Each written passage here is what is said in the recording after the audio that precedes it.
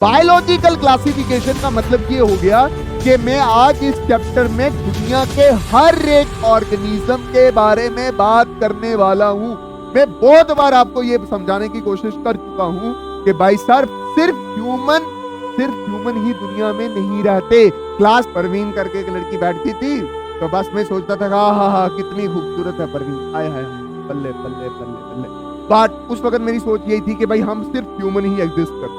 Reality में जब 4 parts में डिवाइड करके आपको पढ़ा, ठीक है, इस चैप्टर को 4 पार्ट 1 में मैं क्लासिफिकेशन की बात करूंगा, पार्ट 2 में मैं मोनेरा के बारे में बात करूंगा, पार्ट 3 में, ठीक है, पार्ट 3 में मैं प्रोटिस्टा के बारे में बात कर रहा हूँ, पार्ट 4 में मैं किसके बारे में बात कर रहा हूँ, फंजाई के बारे में बात कर रहा हूँ, और पार्ट 5 होना चाहिए जिसमें सारे लिविंग ऑर्गेनिज्म अच्छे से क्लासिफाई होने चाहिए।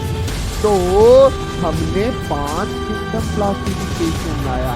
क्या सर इसमें 3 आया था? आया था। क्या बीच में 4 आया था? हाँ आया था। क्या 5वां आया है? हाँ सर, करके याद रखना। चलिए तो ट्राइकम, alternaria and trichotomy. Cat out से कुछ नाजिया आई, चलो यार रोज आओ मेरे लिए। ये इसमें आपको सारे के सारे पंजाई याद हो जाने वाले। हाय एवरीवन, अस्सलाम वालेकुम रहमतुल्लाहि वबरकातुहू। नमस्ते, सत श्री अकाल, के हाल चाल सब बढ़िया? हाँ बढ़िया सर। लिविंग वर्ल्ड का 1 शॉट में आपको दे चुका हूं, PYQ उसके में दे चुका हूं, इंपॉर्टेंट सारे क्वेश्चन में उसके दे चुका हूं, और पेपर उन्हीं में से बनने वाला है। एनसीईआरटी भी पढ़ने की कोई भी जरूरत नहीं है। अब हमारे पास सेकंड चैप्टर है, दैट इज बायोलॉजिकल क्लासिफिकेशन। बहुत सारे बच्चे ये बोल रहे थे सर लेट हो रहे हो। लेट क्यों हो रहे हो मेरी जान? लेट इसलिए हो रहा हूं क्योंकि मैं ऐप डिजाइन कर रहा हूं। ऐप में बहुत सारी चीजें सेट करनी होती हैं, उसमें भी मेरा दिमाग खपता है। फिर अचानक से मुझे याद आता है कि बायोलॉजिकल क्लासिफिकेशन भी आपको पढ़ाना है। पहले आपका डॉक्टर बनना जरूरी है, इसलिए मैं दोबारा आया हूं। बायोलॉजिकल क्लासिफिकेशन पहले इसका 1 शॉट दूंगा, फिर इसके सारे इंपॉर्टेंट क्वेश्चन, सारे PYQ करवा के जाने वाला हूं। पहले डॉक्टर बनना जरूरी है। बायोलॉजिकल क्लासिफिकेशन आज खत्म करेंगे, अच्छे से खत्म करेंगे। इतने अच्छे से करवा के जाऊंगा कि मां कसम तुम्हें कहीं और पढ़ने की जरूरत नहीं पड़ेगी। 360 में से 360 नंबर आएंगे और पेपर यहीं से बनने वाला है। थोड़ा दिमाग खोल के बैठना, जो चीज मैं बोलूंगा उसको प्लीज अच्छे से समझने की कोशिश करना।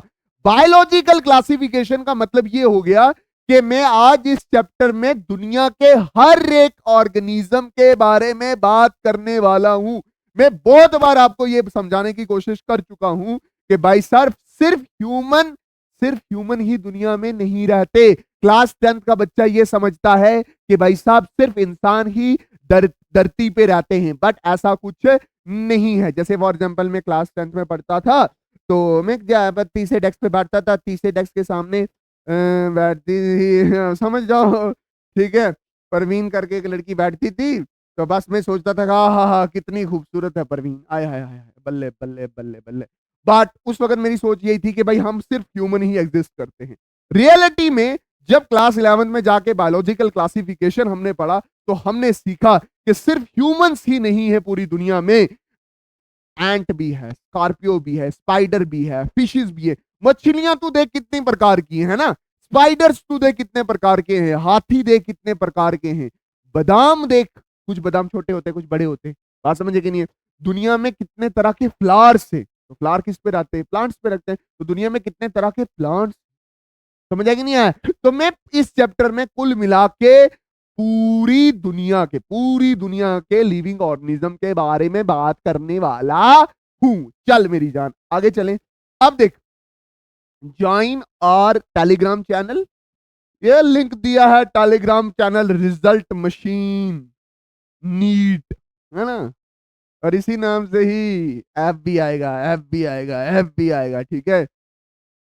वो करने की कोशिश करूंगा जो आज तक नहीं किया है किसी ने भी, ठीक है। अब मेरी बात ध्यान से अच्छे से समझ, मैं क्या बोल रहा हूं कि इस चैप्टर को मैं 4 पार्ट्स में डिवाइड करके आपको पढ़ाऊंगा, ठीक है। इस चैप्टर को 4 पार्ट में। पार्ट 1 में मैं क्लासिफिकेशन की बात करूंगा। पार्ट 2 में मैं मोनेरा के बारे में बात करूंगा। पार्ट 3 में, ठीक है, पार्ट 3 में मैं प्रोटिस्टा के बारे में बात कर रहा हूँ। पार्ट 4 में मैं किसके बारे में बात कर रहा हूँ, फंजाई के बारे में बात कर रहा हूँ। और पार्ट 5 जो बिल्कुल छोटा रहेगा, जिसमें हम इंपॉर्टेंट टर्म्स सीखेंगे, ठीक है, जो ऑर्गेनिज्म बच जाएंगे, उनको मैं ऑर्गेनिज्म नहीं बोलूंगा, जैसे वायरस के बारे में डिस्कस कर रहा हूँ, ठीक है, लाइकन्स के बारे में डिस्कस कर रहा हूँ, अच्छा, प्रियॉन्स के बारे में डिस्कस कर रहा हूँ, वायरॉइड्स के बारे में डिस्कस कर रहा हूँ, और थोड़ा बहुत प्लांट्स और एनिमल किंगडम के बारे में भी डिस्कस करूंगा। हालांकि प्लांट और एनिमल किंगडम अलग से चैप्टर है। तो कुल मिला के मैंने इस चैप्टर को 5 हिस्सों में डिस्कस करना है। पहला क्लासिफिकेशन के बारे में डिस्कस करेंगे, दूसरा मोनेरा, तीसरा प्रोटिस्टा, चौथा फंजाई, और पांचवा कुछ इंपॉर्टेंट टर्म्स। मैं रिपीट कर रहा हूं, मैं ये बोल रहा हूं कि इस चैप्टर को मैं 5 हिस्सों में डिस्कस करूंगा। पहला क्लासिफिकेशन, दूसरा मोनेरा, तीसरा प्रोटिस्टा, चौथा फंजाई, पांचवा इंपॉर्टेंट टर्म्स। अब मेरी बात ध्यान से समझना, अब मैं क्लासिफिकेशन के बारे में डिस्कस कर रहा हूं।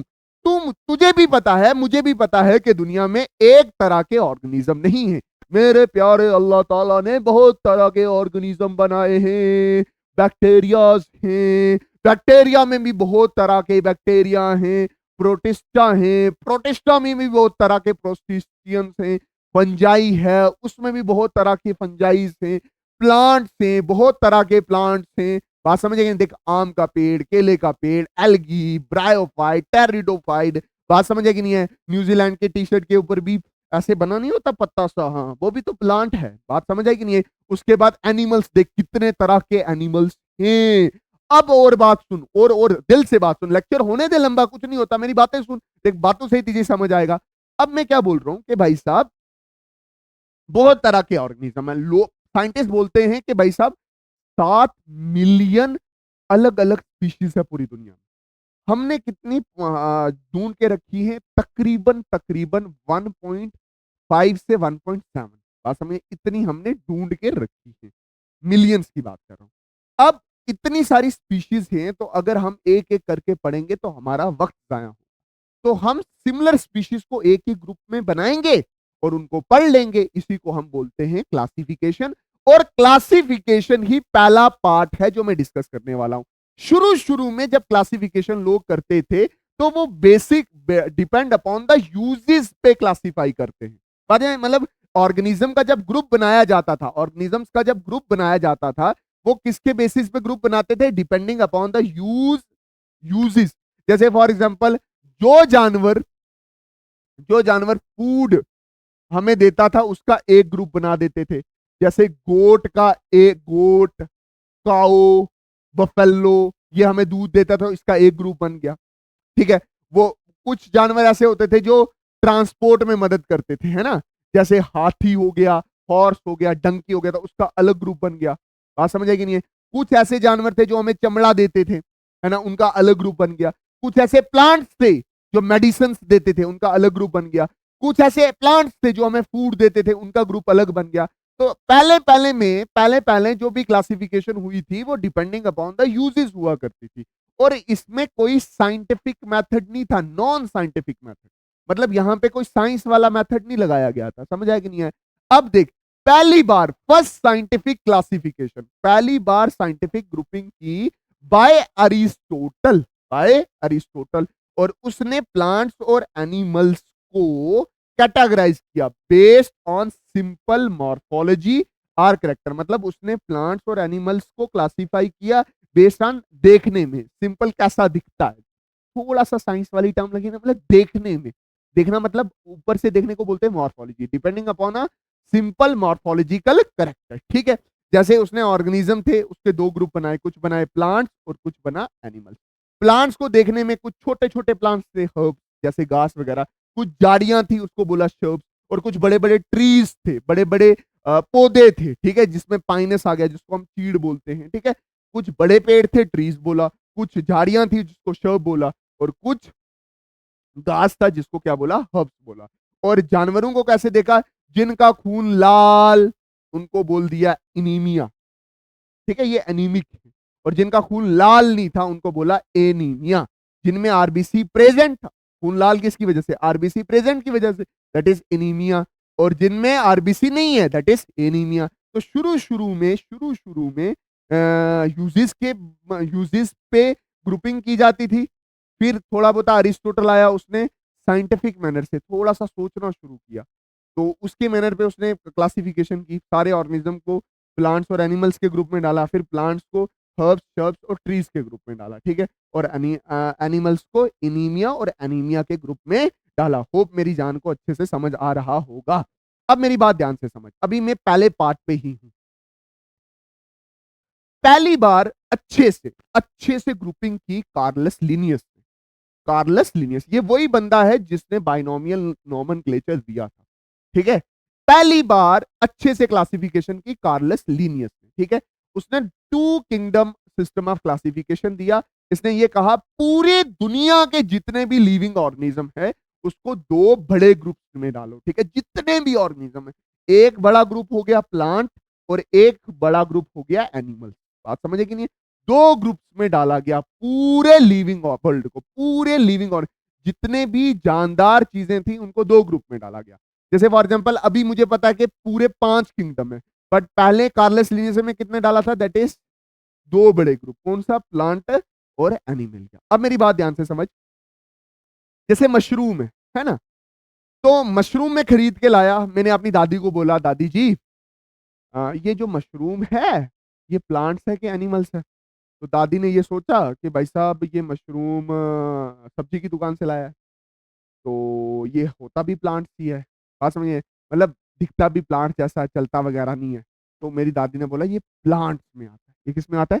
प्लांट्स में आता है। तो शुरू शुरू में मतलब हमारे जो पूर्वज हैं, मतलब जो हमारे बूढ़े लोग हैं, वो भी यही समझते हैं कि दुनिया में या तो सिर्फ प्लांट्स होते हैं या एनिमल्स होते हैं। बैक्टीरिया, फंजाई, प्रोटिस्टा जैसी कोई भी टर्म नहीं होती, क्योंकि शुरू शुरू में दो ही किंगडम थे, या तो प्लांट था या एनिमेलिया था, ठीक है। कैसे क्लासिफाई किया उसने? उसने बोला Plantae have cell wall and Animalia without the cell wall. Animalia kingdom में कोई सेल वॉल नहीं होता, बट प्लांटे में सेल वॉल होता है, सेलुलोज का बना हुआ या किसी और चीज का बना हुआ। देख इसमें क्या क्या, इसमें इसने बैक्टीरिया डाल दिया, ठीक है, क्राइसोफाइट्स डाल दिए। बैक्टीरिया का अलग बनेगा किंगडम, मैं बताऊंगा आगे चल के, बट अभी उसने क्राइसोफाइट डाल दिया, डाइनोफ्लैजिलेट डाल दिए, फंजाई डाल दिए, एल्गी डाल दिए, ब्रायोफाइट डाल दिया, टेरिडोफाइट डाल दिया, जिम्नोस्पर्म डाल दिया, एंजियोस्पर्म डाल दिया, लाइकन्स डाल दिए, माइकोप्लाज्मा डाल दिया। ये जितने भी इन सब में क्या है, सेल वॉल है। तो प्लांटे में डाल दिया। विदाउट सेल वाले कौन से आ गए? प्रोटोजोन्स हो गए, कोरीफिरन्स हो गए, एनिलिडा हो गया, आर्थ्रोपोडा हो गया, कॉडेट्स हो गए, एटसेट्रा, बहुत सारे ग्रुप्स इधर डाल दिए।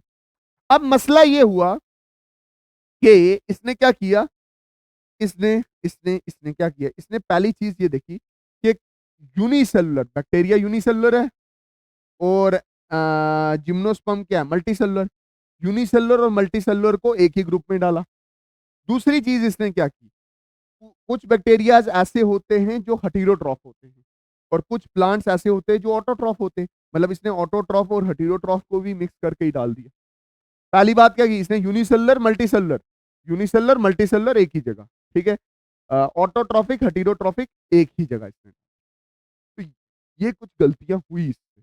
और लाइकन कोई ऑर्गेनिज्म नहीं है, उसको भी डाल के रखा। बात समझ आई कि नहीं है?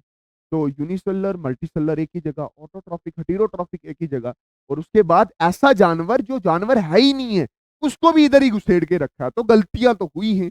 तो इसलिए हमें फीलिंग आई कि भाई साहब कुछ और किंगडम होने चाहिए, क्योंकि गलतियां हुई हैं। गलतियां मतलब डीमेरिट्स हैं। Kept unicellular multicellular together. Unicellular multicellular दो बार लाइन आ गई है, ठीक है, एक ही बार कर लेना। यूनिसेलुलर मल्टीसेलुलर गठे रखा गया। उसके बाद प्रोकैरियोट और यूकैरियोट भी इकट्ठे ही रखेंगे। मतलब बैक्टीरिया प्रोकैरियोट है और बाकी जितने भी आपको ग्रुप दिख रहे हैं ये यूकैरियोट है, ये भी एक ही जगह रखेंगे। फिर उसके बाद कुछ ऑटोट्रॉफिक हेटेरोट्रॉफिक भी इकट्ठे ही रखेंगे। फिर lichen mycoplasm in plant, lichen जो लाइकन है वो एक्चुअल में प्लांट और एल्गी और फंजाई की एसोसिएशन है। मतलब यहाँ पे दो ऑर्गेनिज्म जुड़ के एक एसोसिएशन बनाया। ये अलग से ऑर्गेनिज्म थोड़ी है, इसको पुट किया गया उसमें। माइकोप्लाज्मा जो कि बैक्टीरिया है उसको प्लांट में रखा गया, ये भी गलती है। तो need of better system was felt, तो हमें एक जरूरत पड़ी कि भाई साहब एक अच्छा सिस्टम होना चाहिए जिसमें सारे लिविंग ऑर्गेनिज्म अच्छे से क्लासिफाई होने चाहिए। तो हमने 5 किंगडम क्लासिफिकेशन लाया। क्या सर बीच में 3 आया था? हाँ आया था। क्या बीच में 4 आया था? हाँ आया था। क्या 5वां आया है? हाँ सर। सर ये तीसरा चौथा कौन पढ़ाएगा? सिलेबस में भी नहीं है, एनसीईआरटी में नहीं है, तो पढ़ने की कोई जरूरत नहीं है। तो 3 किंगडम आया, 2 किंगडम पढ़ाया था, 3 किंगडम आया, फिर 4 किंगडम आया, और एट लास्ट हमारे पास 5 किंगडम आया, और वही हमने पढ़ना है। इन सब में ये कॉमन था कि जितने भी, चाहे 2 किंगडम क्लासिफिकेशन, चाहे 3 किंगडम क्लासिफिकेशन, चाहे 4 किंगडम, चाहे 5 किंगडम, सब में प्लांट्स और एनिमल्स क्या थे? प्लांट और एनिमल किंगडम क्या था? कॉमन था। सब में प्लांट और एनिमल किंगडम क्या था? कॉमन था। अब सुन, अभी मैं क्लासिफिकेशन पार्ट 1 पे ही हूं मैं। 5 किंगडम क्लासिफिकेशन, क्या 3 और 4 किंगडम क्लासिफिकेशन आ चुका है? हाँ आ चुका है। सर क्या वो नहीं पढ़ाओगे? हाँ नहीं पढ़ाऊंगा। सर क्यों नहीं पढ़ाओगे? क्योंकि फालतू की बातें हमने करनी नहीं। बात समझ आई कि नहीं आई? मकसद नहीं भूलना है, मकसद डॉक्टर बनना है, फलासफर नहीं। बात समझ आई कि नहीं है? डॉक्टर बनना है तो जो इंपॉर्टेंट चीज है वही पढ़ना है। ऐसे फालतू की छपरीगिरी नहीं चलेगी। अब सुन मेरी बात। 5 kingdom classification was given by R H Whittaker. Date याद रखना, 1969। ठीक है। जैसे पहले 2 किंगडम क्लासिफिकेशन का क्राइटेरिया क्या था कि सिर्फ सेल वॉल है तो प्लांटे, सेल वॉल नहीं है तो एनिमेलिया। बट यहाँ पे क्राइटेरिया बदल गया। यहाँ पे सेल के स्ट्रक्चर को देखने लगे कि वो प्रोकैरियोटिक है कि यूकैरियोटिक है। फिर बॉडी ऑर्गेनाइजेशन देखने लगे कि वो यूनिसेलुलर है या मल्टी सेलुलर है। फिर उसकी मोड ऑफ न्यूट्रिशन देखने लगे कि वो ऑटोट्रॉफिक है कि हेटेरोट्रॉफिक है। वो मोड ऑफ रिप्रोडक्शन देखने लगे कि बच्चे कैसे पैदा करता है, ए सेक्सुअली करता है, सेक्सुअली करता है। और फिर फाइलोजेनिक रिलेशनशिप, फाइलोजेनिक मतलब अपने पूर्वज, वो उनके पूर्वज कौन थे। बात समझ गई नहीं? तो इन सब चीजों को देखा और फिर क्लासिफिकेशन करने लगे। पहले क्या था? सिर्फ सेल वॉल को देखते थे। अब क्या है? सेल के स्ट्रक्चर को, बॉडी ऑर्गेनाइजेशन को, मोड ऑफ न्यूट्रिशन को, मोड ऑफ रिप्रोडक्शन को, और फाइलोजेनेटिक रिलेशनशिप को देखते थे। और हमें मिले फिर कितने? 5 किंगडम। पहले किंगडम हमें पता है प्लांटे और एनिमल तो था ही था, बट एडिशन हुई किसकी? मोनेरा की, प्रोटिस्टा की, और फंजाई की। ये 5 क्राइटेरिया आपके दिमाग में होने चाहिए। बोलो मेरे साथ, क्या क्या? Cell structure, body organisation, mode of nutrition, mode of reproduction and phylogenetic.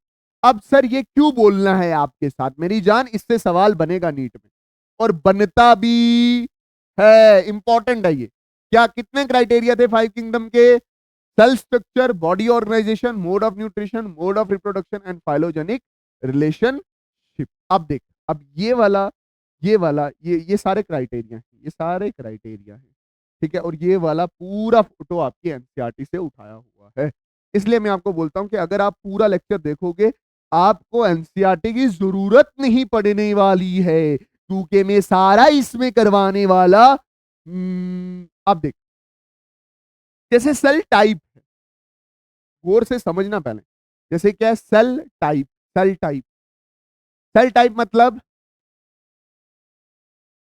क्या? कौन सा सेल है? मोनेरा में प्रोकैरियोटिक है, प्रोटिस्टा में यूकैरियोटिक है, फंजाई में यूकैरियोटिक है, प्लांटे में यूकैरियोटिक है, और एनिमेलिया में यूकैरियोटिक। अगर तुझे सेल टाइप पता चल गया ना, इसके साथ तुझे खुद ब खुद न्यूक्लियर मेम्ब्रेन का भी पता चल जाएगा, क्योंकि हम सबको पता है प्रोकैरियोटिक में न्यूक्लियर मेम्ब्रेन एब्सेंट होती है, प्रोटिस्टा में prokaryotic absent, eukaryotic present, eukaryotic present, eukaryotic present, eukaryotic present. ये 2 पॉइंट तो तुझे खुद ब खुद दिमाग में रहने वाले हैं। तो ये क्राइटेरिया भी तो था। क्राइटेरिया क्या था? देख, पहला क्राइटेरिया क्या था? That is cell structure, prokaryotic eukaryotic. तो ये पहला क्राइटेरिया तो हमने फुलफिल कर लिया। पहला क्राइटेरिया तो हमने इधर भी देख लिया। ठीक। अब दूसरा, मेरी जान अच्छे से समझ। सेल वॉल, सेल वॉल ये पहले भी था क्राइटेरिया, ठीक है। जैसे मोनेरा में सेल वॉल होती है, नॉन सेलुलोजिक होती है, ये प्रोटीन और शुगर की बनी होती है, ठीक है। पॉलीसेकेराइड का मतलब होता है शुगर, और अमाइनो एसिड मतलब प्रोटीन की यूनिट से बनी होती है। अगर कुछ बच्चे ज्यादा ही लिखना चाहते हैं तो लिख लो कि बैक्टीरिया या मोनेरा में जो सेल वॉल होती है वो पेप्टाइडोग्लाइकन की बनी होती है। कुछ बच्चे होते हैं ना, पेप्टाइडोग्लाइकन, पेप्टाइडो मतलब प्रोटीन एंड ग्लाइकन मतलब शुगर। प्रोटिस्टा होगी सेल वॉल, बट सब में नहीं होगी, कुछ में होगी। फंजाई में होगी बट काइटिन की बनी होगी। प्लांट्स में होती है सेल वॉल, सेलुलोज की बनी होती है, और एनिमल्स में कोई भी सेल वॉल नहीं होती। तीसरा पॉइंट मैं आपको बता चुका हूं। Body organisation, body organisation, body organisation, ये बॉडी ऑर्गेनाइजेशन दूसरा पॉइंट डिस्कस करना है, ठीक है। दूसरा point body organisation. Body organisation देख, मोनेरा, मोनेरा में सेलुलर है, सेल सिंगल सेल होता है, सिंगल सेल, यूनिसेलुलर होते हैं, यूनिसेलुलर। प्रोटिस्टा भी यूनिसेलुलर होता है, ठीक है, सेलुलर। फंजाई में multi cellular loose tissue, fungi में टिश्यू बनते हैं, ऑर्गन नहीं बनते। प्लांटे में टिश्यू भी बनते हैं कुछ जगह, और कुछ जगह ऑर्गन भी बनते हैं। बट एनिमेलिया में कुछ ऑर्गेनिज्म ऐसे होंगे जो सिर्फ टिश्यू, जिसमें सिर्फ टिश्यू होंगे, कुछ ऐसे होंगे जिसमें सिर्फ ऑर्गन होंगे, कुछ ऐसे होंगे जिसमें ऑर्गन सिस्टम तक होता है मेरी जान। अब ये हो गया जी हमारा, दैट इज दूसरा। तीसरा मोड ऑफ न्यूट्रिशन, तीसरा mode of nutrition, mode of nutrition, mode of nutrition, ये है मोड ऑफ न्यूट्रिशन तीसरा। देख, तू बैक्टीरिया या मुनेरा को देख, मुनेरा देख अपना खाना खुद बना देगा, डिस्कस करूंगा। अपना खाना खुद भी नहीं बना सकता, हेटेरोट्रॉफिक। कुछ बैक्टीरिया ऐसे अपना खाना खुद बना सकते हैं, ऑटोट्रॉफिक, अपना खाना खुद बनाते जैसे प्लांट्स बनाते हैं। अब कुछ बैक्टीरिया ऐसे होंगे जो अपना खाना खुद नहीं बनाते, जाते हेटेरोट्रॉफिक। ऑटोट्रॉफिक भी दो तरह का, एक सनलाइट की वजह से फोटोसिंथेटिक बैक्टीरिया होगा, और कुछ केमिकल की वजह से भी वो एनर्जी ले लेते हैं, या केमिकल की वजह से अपना खाना बनाते हैं, या किसी इनऑर्गेनिक कंपोनेंट से ही एनर्जी ले लेते हैं, दैट इज कीमो ऑटोट्रॉफिक। और हेटेरोट्रॉफिक में डेड के ऊपर फीड करेगा तो सेप्रोट्रॉफिक, और किसी की जगह किसी के ऊपर पैरासाइट बनेगा, मतलब उसको नुकसान करेगा, अपना फायदा करेगा, तो that is parasitic. Protista, protista में ऑटोट्रॉफिक होते हैं, फोटोसिंथेटिक भी हो सकते हैं, फोटोसिंथेटिक ही होते हैं, कीमो ऑटोट्रॉफ नहीं करते, है ना, और हेटेरोट्रॉफिक भी हो सकते हैं। अच्छा, फंजाई सिर्फ हेटेरोट्रॉफिक होते हैं, सेप्रोट्रॉफिक भी हो सकते हैं, पैरासाइटिक भी हो। सेप्रोट्रॉफिक मतलब फीड ऑन डेड, और पैरासाइटिक मतलब डिजीज कॉज करेंगे और किसी दूसरे ऑर्गेनिज्म का नुकसान करेंगे, ठीक है। प्लांटे ऑटोट्रॉफिक, फोटोसिंथेसिस, ये हमने थर्ड क्लास से पढ़ा। एनिमेलिया हेटेरोट्रॉफिक है, होलोजोइक मोड ऑफ न्यूट्रिशन मतलब मुंह है खाने के लिए, और एनएस क्या है, निकालने के लिए, ठीक। और सेप्रोट्रॉफिक का मतलब ये हो गया कि भाई साहब फीड ऑन अ डेड।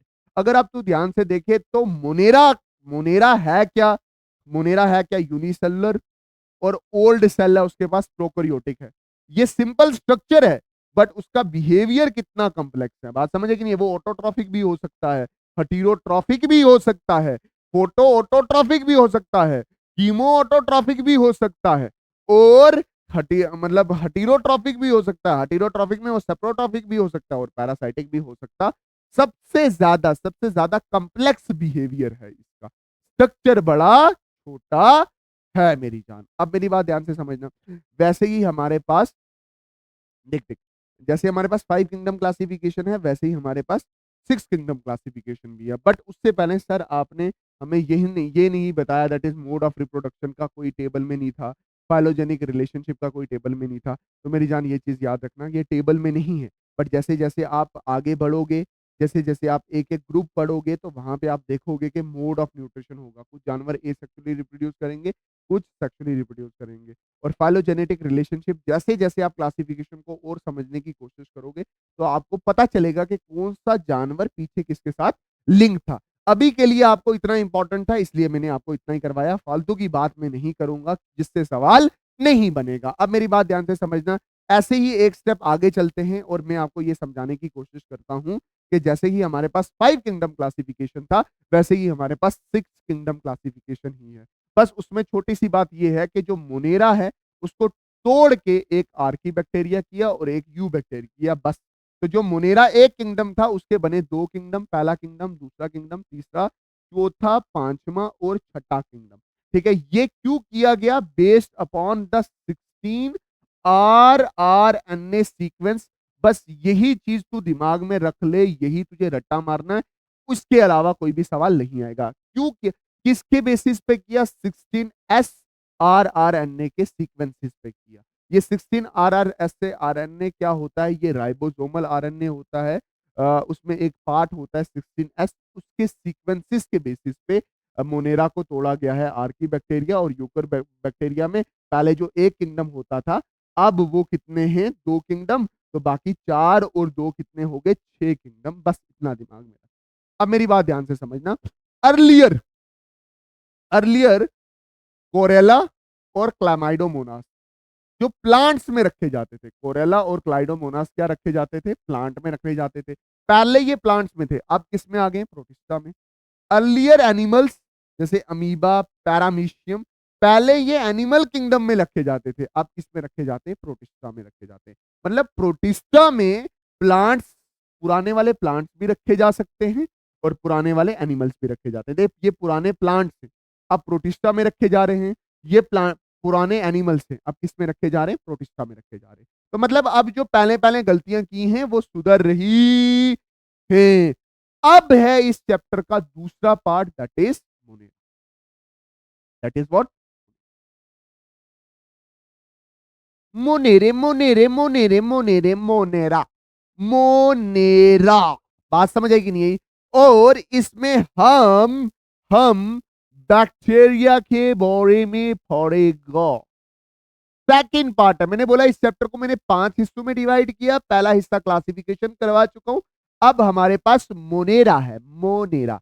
अब मेरी बात ध्यान से समझना, मोनेरा की सबसे खास बात यह है कि भाई साहब ये यूनिसेलुलर होते हैं।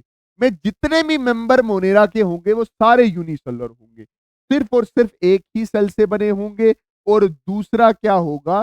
That is प्रोकारियोटिक। प्रोकारियोटिक मतलब बिल्कुल सिंपल सा सेल होगा। इसके सेंटर में सर्कुलर डीएनए होगा जिसको आप न्यूक्लियोइड बोलोगे।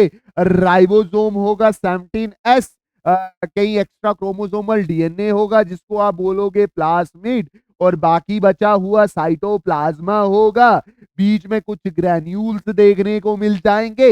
और फिर ये मेम्ब्रेन होगा जिसको प्लाज्मा मेम्ब्रेन बोलते हैं। और इस तरह से कुछ एक्सटेंशन बाहर चले जाएंगे, इसको बोलेंगे क्या?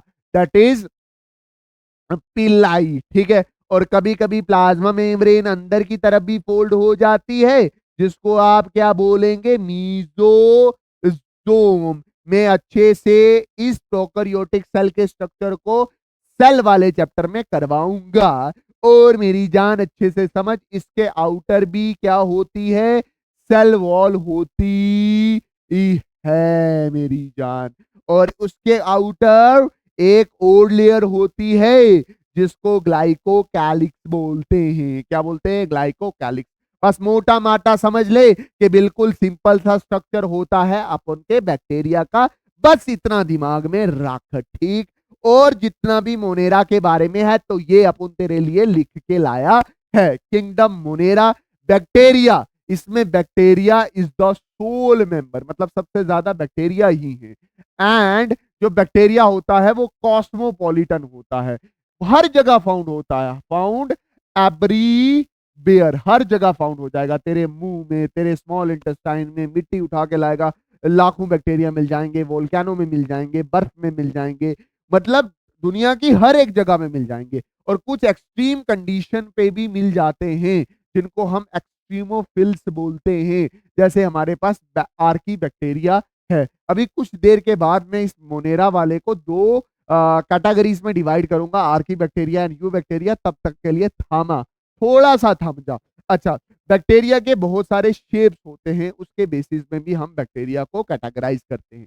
4 तरह के कॉमन शेप हैं। अगर सफेरिकल है तो कोकाई बोलेंगे, रॉड शेप है तो बैसिलाई बोलेंगे या बैसिलस बोलेंगे, स्प्रिंग जैसा है तो स्पाइरेला बोलेंगे, कॉमा जैसा है तो कॉमा शेप या विब्रियो बोलेंगे। ठीक है। Bacteria have a simple structure, बताया सिंपल स्ट्रक्चर है, but bacteria have most extreme nutritional diversity. मतलब बैक्टीरिया दिखने में सिंपल है बट ये ऑटोट्रॉफिक हो सकता है, हेटेरोट्रॉफिक हो सकता है। ऑटोट्रॉफिक में फोटो ऑटोट्रॉफिक हो सकता है, कीमो ऑटोट्रॉफिक हो सकता है, और हेटेरोट्रॉफिक में ये सेप्रोट्रॉफिक हो सकता है, पैरासाइटिक हो सकता है। तो जितनी डाइवर्सिटी ये खान पीन में शो करता है, उतना इसका स्ट्रक्चर उतना खतरनाक स्ट्रक्चर नहीं है, कहने की बात। पूरा का पूरा बैक्टीरिया दो तरह का, एक आर्की बैक्टीरिया, एक यू बैक्टीरिया। अब जो आर्की बैक्टीरिया है ये एक्सट्रीम कंडीशन में रहता है, और archaebacteria have a special cell wall, मतलब इसके पास जो ऊपर वाली सेल वॉल है या ऊपर वाली जो जैकेट है वो हाई क्वालिटी की जैकेट है, इसलिए ये क्या एक्सट्रीम कंडीशन में भी रह सकता है। आर्की बैक्टीरिया की 3 सब कैटेगरीज हैं। कितनी है आर्की बैक्टीरिया की? 3 सब कैटेगरी है। हलोफिल्स, थर्मोएसिडोफिल्स एंड मिथेनोजन्स। हलोफिल्स सॉल्ट कंडीशन में रहेंगे। देख, अगर तू सॉल्टी कंडीशन में रहेगा सर्वाइव कर पाएगा, मतलब नमक में पड़ा हुआ सर्वाइव कर पाएगा, बट कुछ बैक्टीरिया नमक में भी सर्वाइव करते हैं।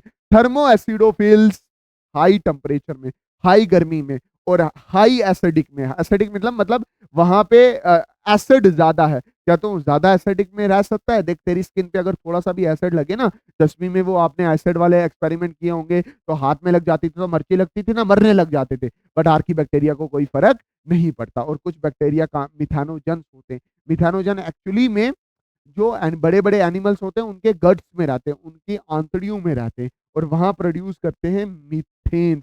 किसमें produce? Methane gas. Methane gas बहुत अच्छी गैस होती है, इसको आप कुकिंग के लिए भी यूज कर सकते हो। जो आपके घर में बायोगैस होती है उसमें मीथेन प्रोमिनेंट कंपोनेंट है बायोगैस का। Present in marshy areas. Marshy तुझे पता है क्या? नहीं पता तो गूगल पे अभी सर्च मार, तुझे फोटो आ जाएगा मार्शी एरियाज में। और गट ऑफ रूमिनेंट एनिमल्स। गट मतलब स्मॉल इंटेस्टाइन, रूमिनेंट का मतलब हो गया वो जानवर जिनके स्मॉल इंटेस्टाइन बहुत बड़ी होती है, और वो र्यूमिनेशन करते हैं। र्यूमिनेशन मतलब अपना खाना खाया, स्टोमक में डाला, फिर स्टोमक से दोबारा अपने मुंह में लाया, और फिर आप स्टोमक में डाला, फिर आप स्टोमक से अपने मुंह में लाया, फिर स्टोमक में डाला, स्टोमक से अपने मुंह में लाया, फिर स्टोमक में डाला, स्टोमक से अपने मुंह में लाया। इसको बोलते हैं र्यूमिनेशन। जानवर को बोलेंगे र्यूमिनेंट। हमारे हमारे लैंग्वेज में इसको बोलते हैं चगलना। क्या बोलते हैं इसको? चगलना। चल आगे चल। अच्छा, आर्की बैक्टीरिया हो गया। बैक्टीरिया का दूसरा कैटेगरी क्या है? यू बैक्टीरिया, है ना। आर्की बैक्टीरिया हुआ ना, ये आर्की बैक्टीरिया हो गया था। अब यू बैक्टीरिया को डिस्कस करना है। Eubacteria the true bacteria, ये असल में ट्रू बैक्टीरिया है। Characteristics by the presence of rigid cell wall and flagella, मतलब ये ट्रू बैक्टीरिया है, ये बैक्टीरिया, और इसमें अच्छे से सेल वॉल है, और इसकी अच्छे से फ्लैजिला भी है। और मुझे पता है इसके अंदर सामान क्या होगा, वही सर्कुलर डीएनए होगा, राइबोसोम्स वगैरह हो गए, और साइटोप्लाज्मा होगा। और ये जो यू बैक्टीरिया है, ये जो यू बैक्टीरिया है, ये दो तरह का है। एक ऑटोट्रॉफिक भी हो सकता है, और दूसरा क्या है? हेटेरोट्रॉफिक भी हो सकता है। मैं क्या बोल रहा हूँ? जो यू बैक्टीरिया है ये अपना खाना खुद भी बना सकता है, और अपना खाना खुद भी नहीं बना सकता। जब अपना खाना खुद बना सकता है तो ये फ्री लिविंग है, अब जहां चाहे वहां रहे, खाना खुद बनाता है। प्लांट्स किसी पे डिपेंड नहीं करते। क्या प्लांट्स हम पे डिपेंड करते हैं ना? वैसे कुछ बैक्टीरिया ऑटोट्रॉफिक है, जहां मर्जी जाए, खाएं पिए ऐश करें। हटीरो हटीरोट्रॉफ जो होते हैं उनको उनको या तो सेप्रोफाइट बनना पड़ता है, या किसी कहीं जाके पैरासिटिक फंक्शन शो करना पड़ता है। पहले मैं ऑटोट्रॉफिक बैक्टीरिया को डिस्कस करूंगा, जो बिल्कुल टेंशन फ्री रहते हैं, ठीक है, जो अपना खाना खुद बनाते हैं। इसमें आता क्या है? That is blue green algae. Photosynthetic bacteria में कौन सी है? That is blue green algae बोलते हैं इसको, ठीक है। अब एल्गी क्यों बोल रहे हैं? क्योंकि प्लांट जैसा है, प्लांट ही है, ठीक है, अपना खाना खुद बना सकता है। इसका दूसरा नाम है साइनो, साइनो बैक्टीरिया भी इसी में आता है, ठीक है। अच्छा, हैव क्लोरोफिल ए, क्लोरोफिल होगा, फोटोसिंथेसिस करेगा। इट कैन बी यूनिसेलुलर, मतलब ये सिंगल सेल का भी हो सकता है, या सिंगल सेल का होगा और झुंड में रहेगा, कॉलोनी में रहेगा, या फिलामेंटस भी हो सकता है। फिलामेंटस मतलब ऐसे फिलामेंट लाइक होगा, और बीच बीच में ऐसे सेल्स होंगे। या तो मेरे कहने का ये मतलब हो गया कि भाई साहब, या तो यूनिसेलुलर होगा मतलब एक सेल का होगा, ठीक है, या बहुत सारे सेल एक जगह जुड़ जाएंगे तो इसको बोलेंगे कॉलोनियल। या ऐसा भी हो सकता है कि बहुत सारे सेल जुड़े, बहुत सारे सेल जुड़े, बहुत सारे सेल जुड़े, तो उन्होंने फिलामेंट बना दिया। हाँ सर, ठीक। ऐसा फोटो आपके एनसीईआरटी में भी है। टेरेस्ट्रियल मतलब लैंड पे रहता है, एक्वाटिक मतलब पानी में रहता है, generally generally surrounded by gelatinous sheet. और जब भी कहीं होगा, मतलब जैसे ये बैक्टीरिया होगा, ये बैक्टीरिया है, तो इसके इर्द गिर्द जैसे थूक होता है ना, थूक, वैसे थूक जैसी शीट हो जाएगी, जिसको आप बोलोगे जिलाटेनियस शीट, में फॉर्म ब्लूम। ब्लूम का मतलब ये हो गया कि जिस पानी में रहेंगे वहां पे अगर उनको खाना अच्छे से मिला, खाना वो खुद बनाते, अगर उनको फेवरेबल कंडीशन मिली तो वो बहुत सारे बच्चे पैदा करेंगे, एक से होंगे 10, 10 से होंगे हजार, हजार से होंगे लाख, करोड़, तो वहां एक ब्लूम सा पैदा कर लेंगे अपना। अच्छा, इनके पास एक स्पेशल सेल होता है जिसको बोलते हैं हटीरोसिस।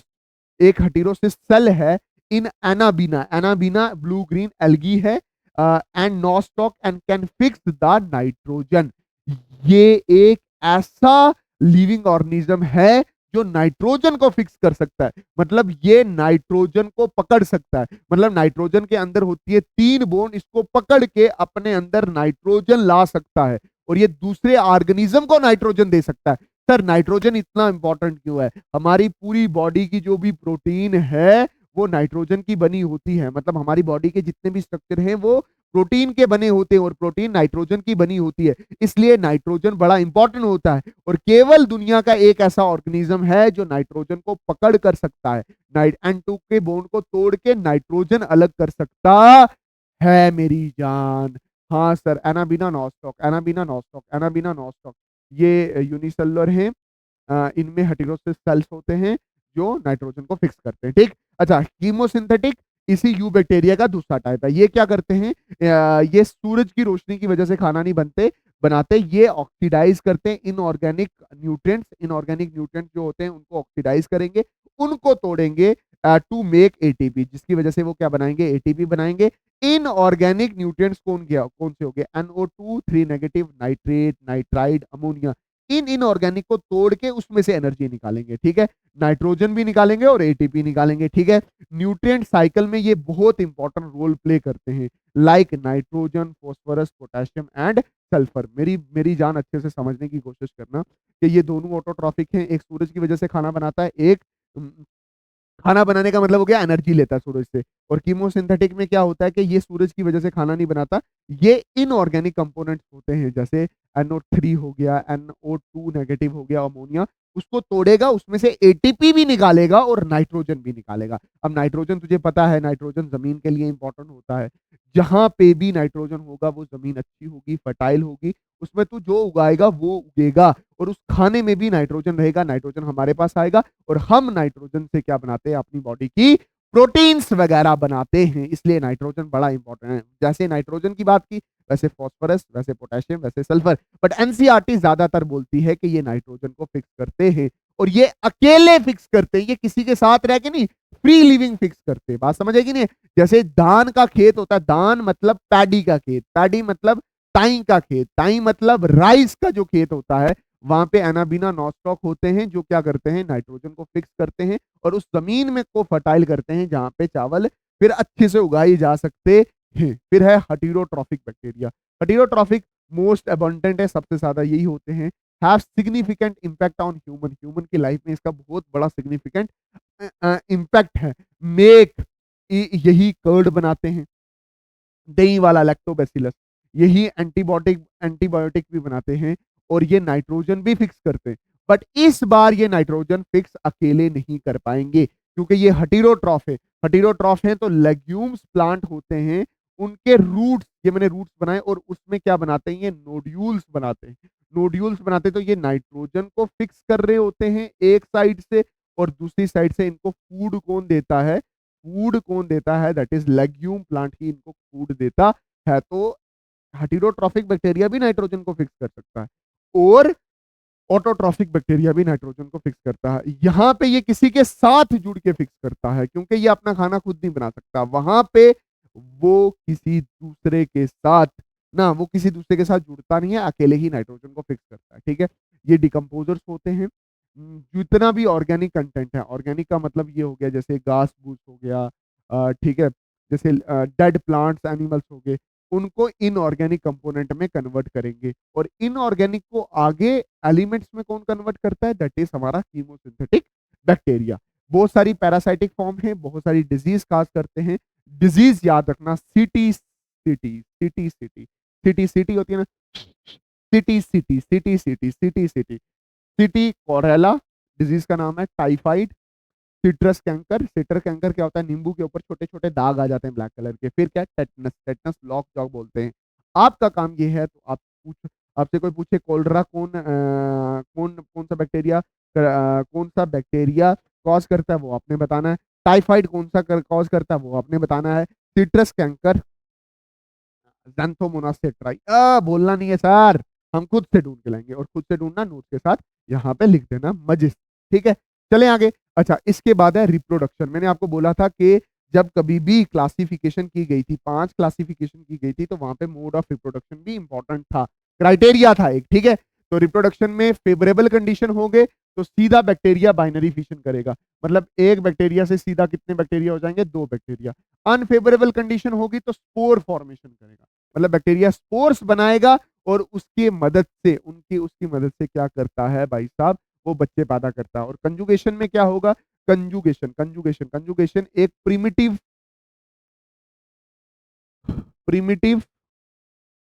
टाइप ऑफ सेक्सुअल रिप्रोडक्शन है। सेक्सुअल रिप्रोडक्शन है, प्रिमिटिव मतलब पुराने टाइप में। इसमें क्या होगा, 2 बैक्टीरिया पास आएंगे, एक है नाजिया बैक्टीरिया, एक है बशीरा बैक्टीरिया, दोनों पास आए। इसका जेनेटिक मटेरियल था, इसका जेनेटिक मटेरियल था। ठीक है, इसका क्या था, जेनेटिक मटेरियल होगा। ठीक है, थोड़ा सा जेनेटिक मटेरियल इधर जाएगा, और ये टुकड़ा इधर से पास होगा इसमें, तो बोलते हैं कि यहाँ से जेनेटिक मटेरियल इधर ट्रांसफर हो गया। सर ये क्या बनाया है, इसको बोलते हैं सेक्स प्लाई। ठीक है, पिलाई होते हैं ना, बैक्टीरिया के बाहर जो प्लाज्मा मेम्ब्रेन मुड़ जाती है तो उसको बोलते हैं पिलाई। तो कुछ होते हैं सेक्स पिलाई, जो 2 बैक्टीरिया को कनेक्ट करने की कोशिश करता है, और कुछ जेनेटिक मटेरियल यहाँ से यहाँ पे क्या हो गया, ट्रांसफर हो गया। तो इस तरह से भी रिप्रोडक्शन देखने को मिलती है। सर यहाँ पे तो गैमेट्स नहीं बने, तो मैं क्या बोल रहा हूँ कि ये primitive type of sexual reproduction है, ये वो सही वाली सेक्सुअल रिप्रोडक्शन नहीं है, बट थोड़ा बहुत जेनेटिक मटेरियल ट्रांसफर हुआ है, तो हम यहाँ पे बोल सकते हैं कि यहाँ का ये जेनेटिक मटेरियल इधर ट्रांसफर हुआ, तो यहाँ पे भी कुछ नया जेनेटिक मटेरियल हो गया होगा, इसके करेक्टर थोड़े बहुत बदल गए होंगे। बट आपने बस इतना याद रखना कि कंजुगेशन की मदद से भी यहाँ पे रिप्रोडक्शन हो सकती है। अच्छा, माइकोप्लाज्मा एक तरह का, एक्चुअली माइकोप्लाज्मा एक तरह का ऑर्गेनिज्म है, ये याद रखना। और ये किस में रखा हुआ है, ये रखा हुआ है हमने मोनेरा में ही रखा हुआ है। ठीक है, मोनेरा में, मोनेरा में ही रखा हुआ है। ठीक है, इसमें सेल वॉल नहीं होती, बट बैक्टीरिया में सेल वॉल थी। स्मॉलेस्ट लिविंग ऑर्गेनिज्म है, और इसका साइज 0.3 माइक्रोन होता है, ये साइज दिमाग में रखना। ठीक है, कैन सर्वाइव विदाउट ऑक्सीजन, ये ऑक्सीजन के बिना भी सर्वाइव कर सकता है। तो ये क्या हुआ, एन एरोबिक हुआ, ये क्या हुआ मेरी जान, एन एरोबिक। और ये पैथोजेनिक होता है for both plants and animals, ये डिजीज काज करता है बहुत प्लांट्स और एनिमल्स में मेरी जान। अब मेरी बात अच्छे से ध्यान से समझने की कोशिश करना कि यार इसमें सेलवल नहीं है, बट तब भी मोनेरा में क्यों रखा जाता है, क्योंकि ये प्रोकैरियोटिक है। ठीक है, ये क्या है, प्रोकैरियोटिक। ठीक है, अब आता है पार्ट थर्ड, प्रोटास्टा। प्रोटास्टा 2 पार्ट हम खत्म कर चुके हैं, क्लासिफिकेशन वाला पार्ट, और दूसरा कौन सा, दैट इज मोनेरा वाला पार्ट, बैक्टीरिया वाला पार्ट, ये प्रोटिस्टा। और ये आपके सामने बड़ा खूबसूरत सा ऑर्गेनिज्म बनाने की मैंने कोशिश की थी, जिसका ये मुंह है, ये सर है, और ये पाँव है, और 2 फ्लैजिला तो मतलब डाइनो फ्लैजिलेट। जो बच्चे रिवाइज करने आए हैं तो वो मतलब वो समझ गए होंगे मैं किस चीज के बारे में बात कर रही हूँ। चलो जी, अच्छा, प्रोटिस्टा में मेरी जान याद रखना, ये यूनिसेलुलर होते हैं पहली बात, और ये यूकरियोटिक ऑर्गेनिज्म होते हैं। एक सेल और यूकरियोटिक, एक सेल होगा इसमें और यूकरियोटिक होंगे। मोनेरा में एक सेल प्रोकरियोटिक। सर यूकरियोटिक में क्या होता है, यूकरियोटिक में ये होता है कि भाई साहब ये डीएनए होता है और न्यूक्लियर मेम्ब्रेन हो जाती है। न्यूक्लियर मेम्ब्रेन से ये ऐसे लिखता है, that is endoplasmic reticulum. Endoplasmic reticulum में राइबोसोम होंगे तो रफ एंडोप्लाज्मिक रेटिकुलम, नहीं होगा तो स्मूथ एंडोप्लाज्मिक रेटिकुलम। फिर इसमें आपको माइटोकॉन्ड्रिया देखने को मिलेगा। ठीक, अच्छा, फिर इसमें कहीं ना कहीं आपको गोल्गी कॉम्प्लेक्स देखने को मिलेगा, कहीं ना कहीं आपको लाइसोसोम्स देखने को मिलेंगे, कहीं ना कहीं सेंट्रियोल देखने को मिलेगा। कुछ केसेस में सब केसेस में प्लाज्मा मेम्ब्रेन मिलेगी, कुछ केसेस में इसके ऊपर भी सेल वॉल मिल सकती है। बट यूकैरियोटिक ऐसा दिखता है, क्लास 9th में भी हमने पढ़ रखा है। सर इसको आप अच्छे से डिटेलिंग कब करोगे? डिटेलिंग करेंगे हम सेल वाले चैप्टर में, ठीक है। अच्छा, इसकी जो boundaries are not well defined, boundaries well defined नहीं है। पता है क्यों? क्योंकि क्योंकि इसमें ऑटोट्रॉफिक भी आ सकते, हेटेरोट्रॉफिक भी आ सकते हैं। इनकी बाउंड्री वेल डिफाइंड नहीं है। इसमें ऑटोट्रॉफिक भी ऑर्गेनिज्म आ सकते हैं, हेटेरोट्रॉफिक भी आ सकते हैं। बट सारे जो भी आएंगे वो यूनिसेलुलर और यूकैरियोटिक होंगे। ये शुरू मेनली पानी में रहते हैं, फॉर्म्स द लिंक, ये एक लिंक बनाते हैं। कैसे? फंजाई, प्लांटे और एनिमेलिया के बीच में। मेरा कहने का ये मतलब हो गया कि ये लिंक बनाते हैं फंजाई में, प्रोटिस्टा में, फंजाई में, प्लांटे में और एनिमेलिया में। मतलब इसमें इस ग्रुप में कुछ जानवर ऐसे होंगे जो फंजाई से मिलते होंगे जैसे स्लाइम मोल्ड, कुछ ऐसे होंगे जो प्लांट से मिलते होंगे जैसे डायटम, जस्मीट, डाइनोफ्लैजिलेट, कुछ ऐसे होंगे जो एनिमल से मिलते होंगे जिसको मैं क्या बोलूंगा, दैट इज प्रोटोजोन। बात समझ है कि नहीं? इसलिए मैं बोल रहा हूं कि ये जो किंगडम है इसकी बाउंड्री एक जगह कन्फाइन नहीं है। ये फंजाई से भी मिल सकता है, प्लांटे से भी मिल सकता है और एनिमलिया से भी मिल सकता है, ठीक है। रिप्रोड्यूस, रिप्रोड्यूस, रिप्रोडक्शन ये शो करता है एसेक्सुअली बाय फिशन। फिशन आपको पता है सिंपल एक ऑर्गेनिज्म से कितने हो जाएंगे, दैट इज 2 हो जाएंगे। और सेक्सुअली, सेक्सुअली भी ये रिप्रोड्यूस करते हैं।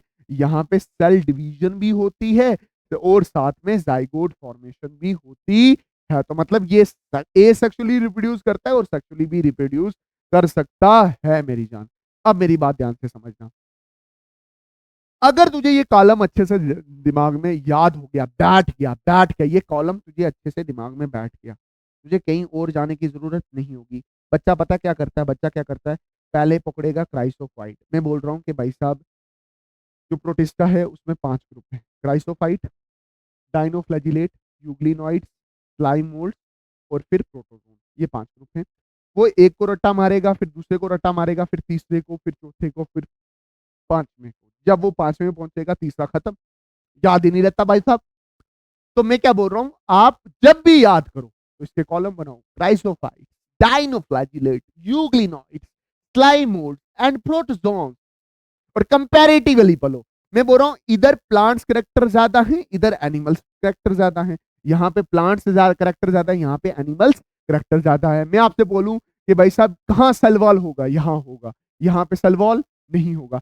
कहाँ पे ऑटोट्रॉफिक ऑर्गेनिज्म होंगे? यहाँ पे। यहाँ पे क्या होंगे? Heterotrophic organism. Sir simple concept, आपने 5 कॉलम बनाने हैं क्राइजोफाइट्स, क्राइजोफाइट्स में डेस्मीड्स एंड डाइनोफ्लैजिलेट्स। डस्टमीट को गोल्डन एल्गी भी बोलते हैं, एल्गी प्लांट लाइक फीचर। और diatom chief producer of ocean, क्योंकि ये दोनों ऑटोट्रॉफिक होते हैं, plant like feature, plant like. और ये नीट में पूछा हुआ है कि भाई साहब चीफ प्रोड्यूसर कौन है ओशन का? That is diatom. फिर डाइनोफ्लैजिलेट मोस्टली फोटोसिंथेटिक, फोटोसिंथेटिक मतलब अपना खाना खुद बनाएंगे, दैट इज ऑटोट्रॉफिक, खुद बनाते खाना। अच्छा, यूग्लिनॉइड्स आप देखो तो ये मिक्सोट्रॉफिक है। मिक्सोट्रॉफिक मतलब अपना खाना खुद भी बना सकता है, मतलब अगर सनलाइट है अपना खाना खुद बना लेगा। अगर सनलाइट ना हुई तो फोटोसिंथेसिस नहीं कर पाएगा, खाना तब भी चाहिए, तो ये बनेगा प्रीडेटर। प्रीडेटर मतलब मुंह खोलेगा और जो भी दिखेगा उसको अपने अंदर कर लेगा। स्लाइमोल्ड्स, स्लाइमोल्ड्स अब देख, यहाँ पे ऑटोट्रॉफिज्म भी है और हेटेरोट्रॉफिज्म है। प्रीडेटर मतलब हेटेरोट्रॉफिज्म। तो ये एक लिंक हुआ, ये क्या हुआ? ये एक लिंक हुआ किस किस के बीच में? ये एक लिंक हुआ प्लांट्स और एनिमल के बीच में, ठीक है। ये प्लांट्स वाले, ये 2 ग्रुप प्लांट्स जैसे, ये बीच में मिक्स वाला हो गया, और ये आ गया स्लाइमोल्ड। स्लाइमोल्ड सेप्रोट्रॉफिक होते हैं, feed on the dead and decay. Saprotrophic, feed on dead, इसके फीचर थोड़े बहुत फंजाई के साथ मिलते हैं। फिर आता है प्रोटोजोन जो हेटेरोट्रॉफिक होता है, primitive relative of animals. Heterotrophic मतलब अपना खाना खुद नहीं बनाएगा, और पुराना रिलेटिव है किसका? दैट इज एनिमल किंगडम का। अब तू नीचे आ, सेल वॉल क्राइसोफाइट में होती है। Cell wall is present as embedded with silica. इसकी सेल वॉल होगी, इसकी सेल वॉल होगी, और इसके सेल वॉल के ऊपर, जैसे ये ऑर्गेनिज्म है, इसके ऊपर सेल वॉल होगी और उसके सेल वॉल के ऊपर सिलिका होगा। सिलिका मान के चलो समट होता है, सिमट होता है, ठीक है, बड़ा हार्ड सा सब्सटेंस होता है, इसके सेल वॉल के ऊपर सिलिका होता है। अच्छा, इसकी स्टिफी खतरनाक सेल वॉल होगी, टफ होगी, बट ये क्या होगी? सेलुलोजिक सेल वॉल होगी। सेल वॉल प्लांट है तो सेल वॉल, ठीक। अच्छा, यहां पे सेल वॉल नहीं होगा, प्रोटीन रिच लेयर होगी called pellicle, is present of the cell wall, is present instant of, instant होगा यहाँ पे, is present instead instead of cell wall which provide the flexibility to the Euglena. Euglena में क्या होगा कि भाई साहब लेयर होगी, बट वो सेल वॉल नहीं होगी, वो प्रोटीन होगी, उसको बोलेंगे पैलिकल। उसको क्या बोलते हैं? पैलिकल। उसको क्या बोलते हैं? पैलिकल होगा। पैलिकल होगा, वो वैसा ही बिहेव करेगा जैसे सेल वॉल की तरह, और थोड़ी फ्लेक्सिबल होगी। फ्लेक्सिबल मतलब ऐसे बंद भी हो सकते क्लोज, बट यहाँ पे वो फ्लेक्सिबिलिटी शो नहीं होती। Slime mould cell wall absent, यहाँ पे सेल वॉल नहीं होती। Spore wall is in unfavourable condition. मेरी जान समझना कि भाई साहब ये ऑर्गेनिज्म है, इसकी सेल वॉल नहीं है, सेल वॉल एब्सेंट है। बट जब कभी भी अनफेवरेबल कंडीशन आएगा, मतलब धूप ज्यादा हो जाएगी, खाना नहीं मिलेगा, पानी कम हो जाएगा, तो ये अपने इर्द गिर्द एक स्पोर बॉल बना देगा। और आपको पता है प्रोटोजोन में सेल वॉल क्या होती है? एब्सेंट होता है, क्योंकि ये एनिमल्स हैं। अब मेरी बात ध्यान से समझना, ये fresh water marine, fresh water मतलब मतलब मीठे पानी में, मतलब पाउंड में, रिवर में भी हो सकता है और समुद्र में भी हो सकता है। ये डाइनोफ्लैजिलेट मोस्टली मराइन में होते हैं। यूग्लिना फ्रेश वाटर और रुके हुए पाउंड जैसे में, पाउंड जैसे रुका हुआ होता है ना, फ्रेश वाटर झील में होता है, ठीक है। ये जहां पे जहां पे कहीं वुड पड़ी होगी, लकड़ पड़ी होगी, जहां पे पत्ते गिर गिर के पड़े होंगे, ठीक है, डेड एंड डिकेइंग मैटर पे होगा, जहां पे कोई ऑर्गेनिज्म मर गया होगा वहां पे, ठीक है। और लीव एज अ प्रीडेटर, ये प्रीडेटर मतलब किसी दूसरे ऑर्गेनिज्म को खाएगा या उसके ऊपर फीड करके खुद क्या बनेगा? पैरासाइट बनेगा। अब तू आराम से अच्छे से समझ, क्राइसोफाइट प्लांट्स है, डाइनोफ्लैजिलेट प्लांट्स जैसे दो फीचर हैं, यूग्लिनाइड मिक्स जैसा है कुछ फीचर एनिमल्स के, कुछ प्लांट्स के, प्लाईमोल्ड फंजाई जैसा है, और प्रोटोजोन एनिमल जैसा है मेरी जान। फिर देख कुछ चीजों को मैं इधर लेके आ गया हूँ, ठीक है, जैसे कुछ डायग्राम से, उससे मैं अच्छे से आपको समझा सकता हूँ। मैं क्या बोल रहा हूँ, क्राइसोफाइट में जो आप डायटम्स देखते हो, डायटम्स मतलब डाई मतलब दो, एटम मतलब पार्ट, ठीक है। जब कभी भी आप डायटम्स देखोगे ना, ये डायटम है, तो डायटम के ऊपर देखोगे तो इसके ऊपर ना हार्ड सेल वॉल होती है। इसके नीचे वाले पोर्शन को बोलते हैं हाइपोथीका, और ऊपर वाले को बोलते हैं एपिथीका। ये हार्ड होता है, सिलिका होता है इसके ऊपर, ये देख, silica silica silica silica silica. तो इसके ऊपर हाथ रखो ना, तो ऐसे रफ सा महसूस होता है, तो जैसे वो रेग मार्क होता है ना, तो रेग मार्क जैसा फील होता है। और यहाँ पे स्पोर्स होते हैं, तो चीजें यहाँ से अंदर और बाहर जा सकती हैं। तो ये कैसे यूज होगा? जैसे मतलब अगर इसको पकड़ो, इसको गट्ठा करो, तो सारे के सारे क्या होगा? रफ सा होगा। तो ये क्या कैसा चीजों को पॉलिश करने में मदद करेगा, कैसे पॉलिश करने में मदद करेगा। और दूसरा अगर आप ध्यान से देखो तो चीजों को फिल्टर करने में भी मदद करता है। छोटे छोटे स्पोर है, कुछ चीजें इधर से निकल जाएंगी, जो वेस्ट होगा वो ऊपर रहेगा, तो पॉलिश और फिल्टर करने में ये मदद करता है मेरी जान, ठीक। अब डाइनोफ्लैजिलेट में देख, तो ये डाइनोफ्लैजिलेट है, ठीक है।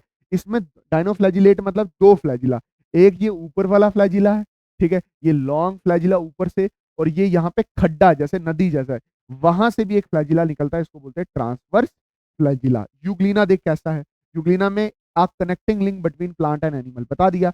अच्छा देख, इसके भी दो फ्लैजिला है, एक फ्लैजिला तुझे बड़ा सा दिखेगा लार्ज फ्लैजिला, और एक तुझे दिखेगा छोटा सा फ्लैजिला, और इसकी प्रोटीन कवरिंग को आप क्या बोलते हो? पैलिकल बोलते हो। अब क्या है? Slime mould. देख स्लाइम मोल्ड्स, देख ये स्लाइम मोल्ड है, ठीक है। फेवरेबल कंडीशन होगी, फेवरेबल कंडीशन होगी तो ये सारे स्लाइम मोल्ड क्या हो जाते हैं? इकट्ठे आ जाते हैं, ठीक है। क्या हो जाते हैं? इकट्ठे आ जाते हैं। फेवरेबल कंडीशन तो सारे स्लाइम मोल्ड हो गए इकट्ठे, तो बनाया क्या? प्लास्मोडियम। सारे इकट्ठे आ जाएंगे तो क्या बोलेंगे? प्लास्मोडियम। और ये तब इकट्ठे होंगे जब इनको कहीं फूड दिखेगा। क्या दिखेगा? फूड दिखे, सारे इकट्ठे हो जाएंगे, बोलेंगे प्लास्मोडियम। बट जब अनफेवरेबल कंडीशन होगा, खाना शाना नहीं होगा, तो ये क्या बनाते हैं? अपने आप को स्पोर्स वॉल में ढक लेते हैं, और ऊपर थोड़े बहुत स्पोर्स भी बनाते हैं, और स्पोर्स डिस्पर्स बाय एयर, और उस एक स्पोर से नया नया नया नया नया नया स्लाइम मोल्ड बन सकता है, स्लाइम मोल्ड बन सकता है। अब है तीसरा ग्रुप, चौथा, पांचवा group, that is protozoan. Protozoan में जो पहला ग्रुप आता है उसको बोलते हैं एमोबॉइड, दूसरा ग्रुप आता है फ्लैजिलेट्स, तीसरा ग्रुप सिलिएट, और चौथा आता है स्पोरोजोन।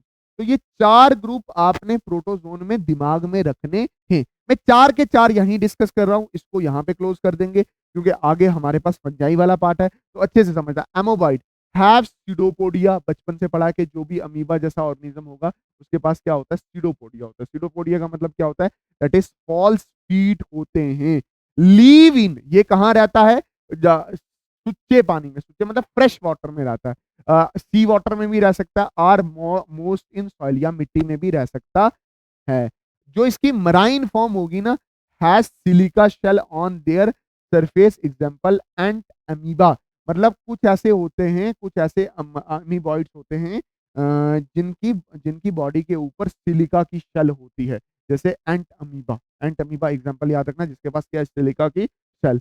फिर है फ्लैजिलेट, फ्लैजिलेट दूसरा टाइप है, या तो ये फ्री लिविंग होंगे, फ्री लिविंग मतलब आजाद घूमेंगे, या पैरासाइटिक होंगे, जैसे ट्राइपैनोसोमा इसकी एग्जांपल है। एग्जांपल क्या, ट्राइपैनोसोमा, ये बीमारी कॉज करती है, पैरासाइटिक होती है, इसको बोलते हैं स्लीपिंग, स्लीपिंग सिकनेस कॉज करती है,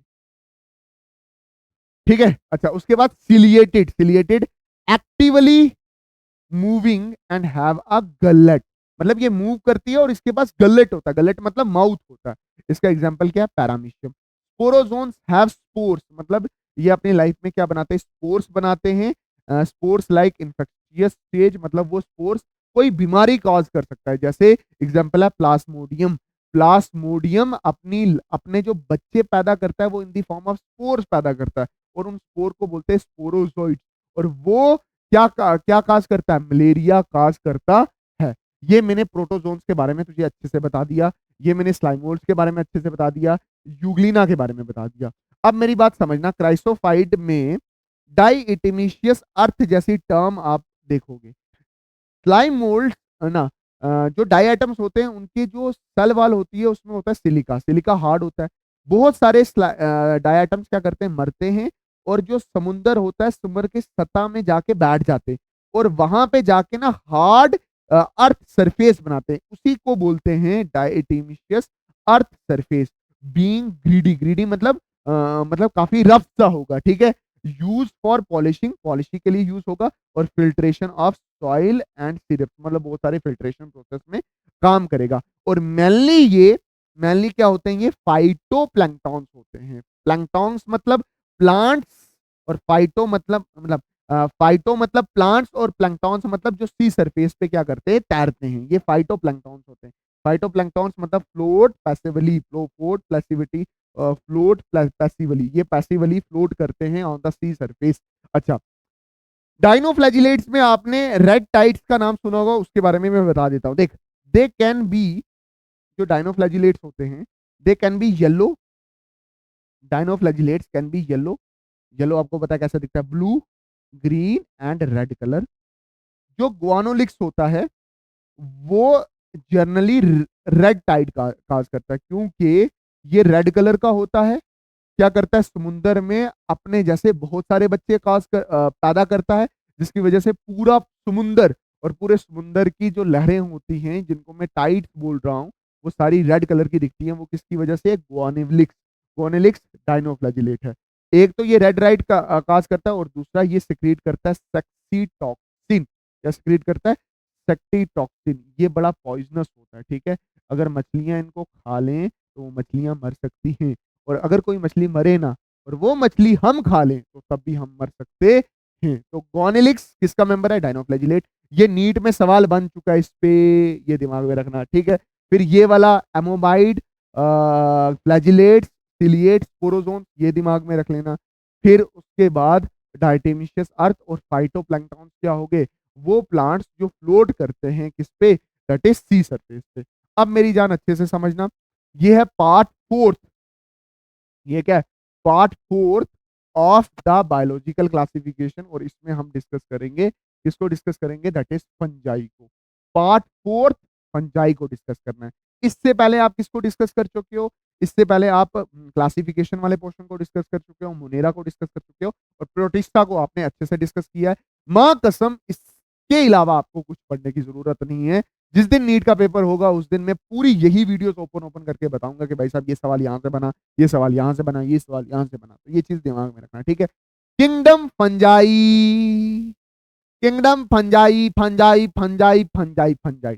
पहली बात कि यार ये यूनिसेलुलर नहीं है, ये मल्टी सेलुलर है, यूकरियोटिक है, प्लस ये सेप्रोट्रॉफिक।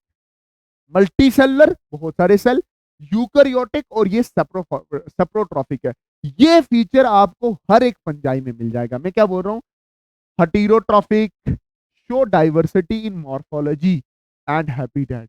और ये जैसे ये दिखता है उसमें भी ये बहुत सारी मॉर्फोलॉजी शो करता है। कुछ लंबे दिखेंगे, कुछ छाते जैसे दिखेंगे, कुछ अम्ब्रेला शेप दिखेंगे, कुछ हाथी जैसे दिखेंगे, कुछ प्लांट्स जैसे दिखेंगे, ठीक है, कुछ स्वेटर्स जैसे दिखेंगे। तो इनकी मॉर्फोलॉजी भी अलग है, और इनका रहने मतलब कुछ जमीन पे रहेंगे, कुछ लैंड पे रहेंगे, अच्छा कुछ प्लांट के साथ रहेंगे, कुछ पाउंड्स में रहेंगे। तो रहने में भी अलग अलग जगह पे रहते हैं, ठीक है। अच्छा, यूजुअली मल्टी सेलुलर, मैंने बोला मल्टी सेलुलर होंगे, बट एक फॉर्म है फिलामेंटस, दैट इज यीस्ट। ये यीस्ट ऐसी फंजाई है जो यूनिसेलुलर है। यीस्ट का साइंटिफिक नाम होता है सचफोरोमाइसी। ये नीट में पूछा हुआ है, ठीक है। अच्छा, कॉस्मोपॉलिटन, हर जगह होगा। अगर कपड़े एक जगह रख दिए जाए ना, उसमें भी फंजाई पैदा हो सकता है। Prefer to grow in warm, गर्म एंड ह्यूमिडिट कंडीशन। मतलब थोड़े से नमी होनी चाहिए, थोड़ी सी नमा होना चाहिए, और साथ साथ में गर्म होना चाहिए, ठीक है। अच्छा, ये यूजुअली सेप्रोफाइट होते हैं, feed on the dead most. कुछ पैरासाइटिक होते हैं, बीमारियां काज करते हैं सम, और कुछ सिम्बायोटिक एसोसिएशन में रहते हैं। जैसे लाइकन में ये फंजाई एल्गी के साथ रहता है। लाइकन में क्या होता है, लाइकन में एल्गी और फंजाई दोनों इकट्ठे रहते हैं।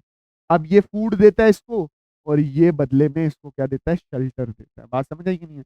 अब खुद देख, फंजाई तो खाना बना नहीं सकता, खाना ये लेता है अलगी से, ठीक है, with the root of the Pinus. और किसके साथ जुड़े होते हैं, पाइनस के रूट के साथ जुड़े होते हैं। इसलिए मैं बोल रहा हूँ कि ये जो हमारा लाइकन भाई साहब है ना, ये जो हमारा लाइकन भाई साहब है, ये कोई लिविंग ऑर्गेनिज्म नहीं है। ये एक एसोसिएशन है, किस किस की, एल्गी और फंजाई। अच्छा, आप सुनना, अगर मैं, मेरी बात अच्छे से समझने की कोशिश करना, अगर मैं ये एक फंजाई को उठाता हूँ, ठीक है, ये छाते जैसी मशरूम होगी, ठीक है, मैंने उठाया। इस मतलब अगर मैं अच्छे से देखूं, तो इसमें ना अगर मैं बारीक जाके देखूं, तो वो एक थ्रेड लाइक स्ट्रक्चर होंगे, जिनको बोलूंगा हाइफे। इसको क्या बोलेंगे, हाइफे। एक्चुअली एक धागा नहीं होता, बहुत सारे धागे होते हैं, इसको बोलते हैं माइसीलियम। तो क्या बोलते हैं, माइसीलियम। अगर मैं एक धागे को जूम करके देखूं, या तो ये ऐसा दिखेगा जिसमें न्यूक्लियस होंगे, न्यूक्लियस न्यूक्लियस न्यूक्लियस न्यूक्लियस, कोई कंपार्टमेंटाइजेशन नहीं होगी, इसको बोलेंगे स्टीनोसाइटिक कंडीशन। या ऐसा दिखेगा हाइफा, या हाइफा दिखेगा ऐसा, जिसमें क्या होंगे, सेल्स, एक सेल, दूसरा, तीसरा, चौथा, पांचवा, छठवां, और हर सेल में एक सेप्टा दिखेगा। ये दिखा सेप्टा, ये सेप्टा दिखा, ठीक है, ये सेप्टेट होगा, सेप्टेट हाइफा होगा, सेप्टा आपको दिखेगा। बात समझ आएगी नहीं, मैं क्या बोल रहा हूँ, कि कोई भी फंजाई आप उठाओ, उसमें धागे होते हैं, जिसको बोलते हैं, एक को बोलते हैं हाइफा, गुच्छू को बोलेंगे माइसीलियम। अगर उठाओ तो वो हाइफे दो तरह के दिखेंगे, या हाइफे में हर एक सेल अलग अलग होगा, है ना, कंपार्टमेंटाइजेशन होगी, या ऐसा होगा कि कोई कंपार्टमेंटाइजेशन नहीं होगी। इसको बोलते हैं सिनोसिटिक कंडीशन, और इसको बोलते हैं सेप्टेट। समझ आया कि नहीं आया। ये सिनोसिटिक कंडीशन, ये सिनोसिटिक कंडीशन सिर्फ एक ही फंजाई के ग्रुप में होती है, दैट इज फाइकोमाइसीट। बाकी एस्कोमाइसीट, बेसिडियोमाइसीट और डिट्यूरोमाइसीट में जो फंजाई होगा वो सेप्टेट होगा। अब और समझ, ये रिप्रोडक्शन कैसे कर सकता है, तीन तरह के, vegetative, asexual and sexual. Vegetative में क्या होगा, कि बॉडी का कोई भी पार्ट विदाउट मॉडिफिकेशन बच्चा पैदा कर सकता है, ठीक है। वेजिटेटिव रिप्रोडक्शन, फ्रेगमेंटेशन, मतलब बॉडी का कोई हिस्सा टूटा और नया फंजाई दे दिया। फिशन, फिश, बॉडी का टूटा और नया फंजाई दे दिया। बडिंग मतलब ये ऑर्गेनिज्म था, इधर साइड में बड लगा और बड साइड में टूटा और नया ऑर्गेनिज्म दे दिया। इसको बोलते हैं वेजिटेटिव रिप्रोडक्शन। मतलब बॉडी का कोई भी हिस्सा टूटे और वो क्या दे दे, दैट इज नया बच्चा दे दे, उसको बोलते हैं वेजिटेटिव रिप्रोडक्शन। एसेक्सुअल में क्या होगा, बॉडी का कुछ पार्ट मॉडिफाई, बॉडी के कुछ पार्ट पहले मॉडिफिकेशन में जाएं, कुछ चेंजेस में जाएं और फिर बच्चे पैदा करें। इसमें कोनिडिया, स्पोरेंजियोस्पोर एंड जूस्पोर। ये बॉडी के हिस्से के ही स्पोर, बॉडी का कोई हिस्सा था, उसने अपने आप को स्पोर बनाया, और वो स्पोर बना के फिर उस स्पोर से नया फंजाई पैदा हो रहा है, that is asexual reproduction. Vegetative और एसेक्सुअल में सबसे बड़ा फर्क ये है कि यहाँ पे पहले मॉडिफिकेशन नहीं होती, यहाँ पे मॉडिफिकेशन होती है और फिर मॉडिफिकेशन से कोई स्ट्रक्चर बनता है और उससे लिविंग ऑर्गेनिज्म पैदा होता है। यहाँ पे ऐसा कुछ देखने को नहीं मिलता, यहाँ पे देखने को मिलता, यहाँ पे मॉडिफिकेशन देखने को मिलती है, यहाँ पे मॉडिफिकेशन देखने को नहीं मिलती। सेक्सुअल सेक्सुअल रिप्रोडक्शन होता है with the help of zoospores, ascospores and basidiospore. ये याद रखना कि भाई साहब, conidia sporangiospore zoospore, conidia sporangiospore zoospore, ये एसेक्सुअल स्पोर्स हैं। और सेक्सुअल स्पोर में oospore, एस्कोस्पोर एंड बेसिडियोस्पोर, ये दिमाग में रखना। ये oospore sexual reproduction, sexual reproduction में क्या होगा, सेक्सुअल रिप्रोडक्शन में ऐसा होगा कि कुछ गैमेट्स बन रहे होंगे, जैसे ये गैमेट बना, फिर ये गैमेट बना, फिर कुछ टाइम्स के लिए फ्यूजन हो रही होगी, दो न्यूक्लियस अगट्ठे में आ रहे होंगे। अगर दो न्यूक्लियस अगट्ठे में आ जाएं बट फ्यूज ना करें, उसको बोलते हैं डाइकैरियोटिक फेज। कुछ नहीं, अभी दिमाग में रख, बस इतना याद रख, वेजिटेटिव रिप्रोडक्शन होगी, फ्रेगमेंटेशन होगी, फ्यूजन होगी, बडिंग होगी। एसेक्सुअल में कोनिडिया स्पोरेंजियोस्पोर जूस्पोर, सेक्सुअल में oospore, एस्कोस्पोर एंड बेसिडियोस्पोर। बात खत्म। देख, कुछ स्पोर बॉडी के अंदर बनते हैं, जैसे ये फंजाई है, बॉडी के अंदर स्पोर्स बने तो उसको बोलते हैं एंडोजीनस स्पोर। ये कौन से स्पोर होंगे, जो ए या जेड से शुरू हो। ए से कौन, ascospore, A planospore, zoospore and zygospore. मैं नीट का पढ़ा रहा हूं, नी प्रोफेसर बना रहा आपको। A ascospore, A planospore, Z से जाइगोस्पोर एंड जूस्पोर। अच्छा, एक्सोजीनस स्पोर्स कौन से होंगे, जो बॉडी के बाहर बने, मतलब ये फंजाई थी, इस बॉडी के बाहर बने स्पोर्स, इसमें कौन सा, बेसिडियोस्पोर एंड कोनिडियोस्पोर। अब मैं बोल रहा हूँ कुछ spore vegetative spore, asexual spores होते हैं, कौन से, कोनिडियोस्पोर, स्पोरेंजियोस्पोर एंड जूस्पोर।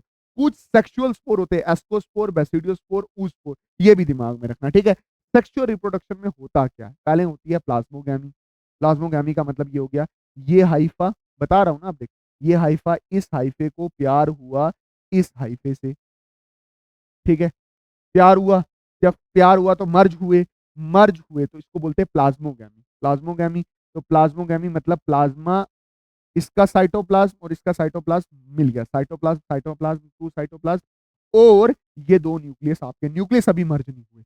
अब कुछ फंजाई ऐसे होंगे जिसमें ये दो न्यूक्लियस जो होंगे, ये जो दो न्यूक्लियस जो होंगे, ये जो दो न्यूक्लियस होंगे, ये वैसे ही रहेंगे, इसको बोलते हैं डाई कैरियन। इसको क्या बोलते हैं, डाई कैरियन। और ये कौन से ग्रुप में होगा, ये होगा एस्कोमाइसीड में और बेसिडियोमाइसीड में, ऐसा देखने को मिलता है।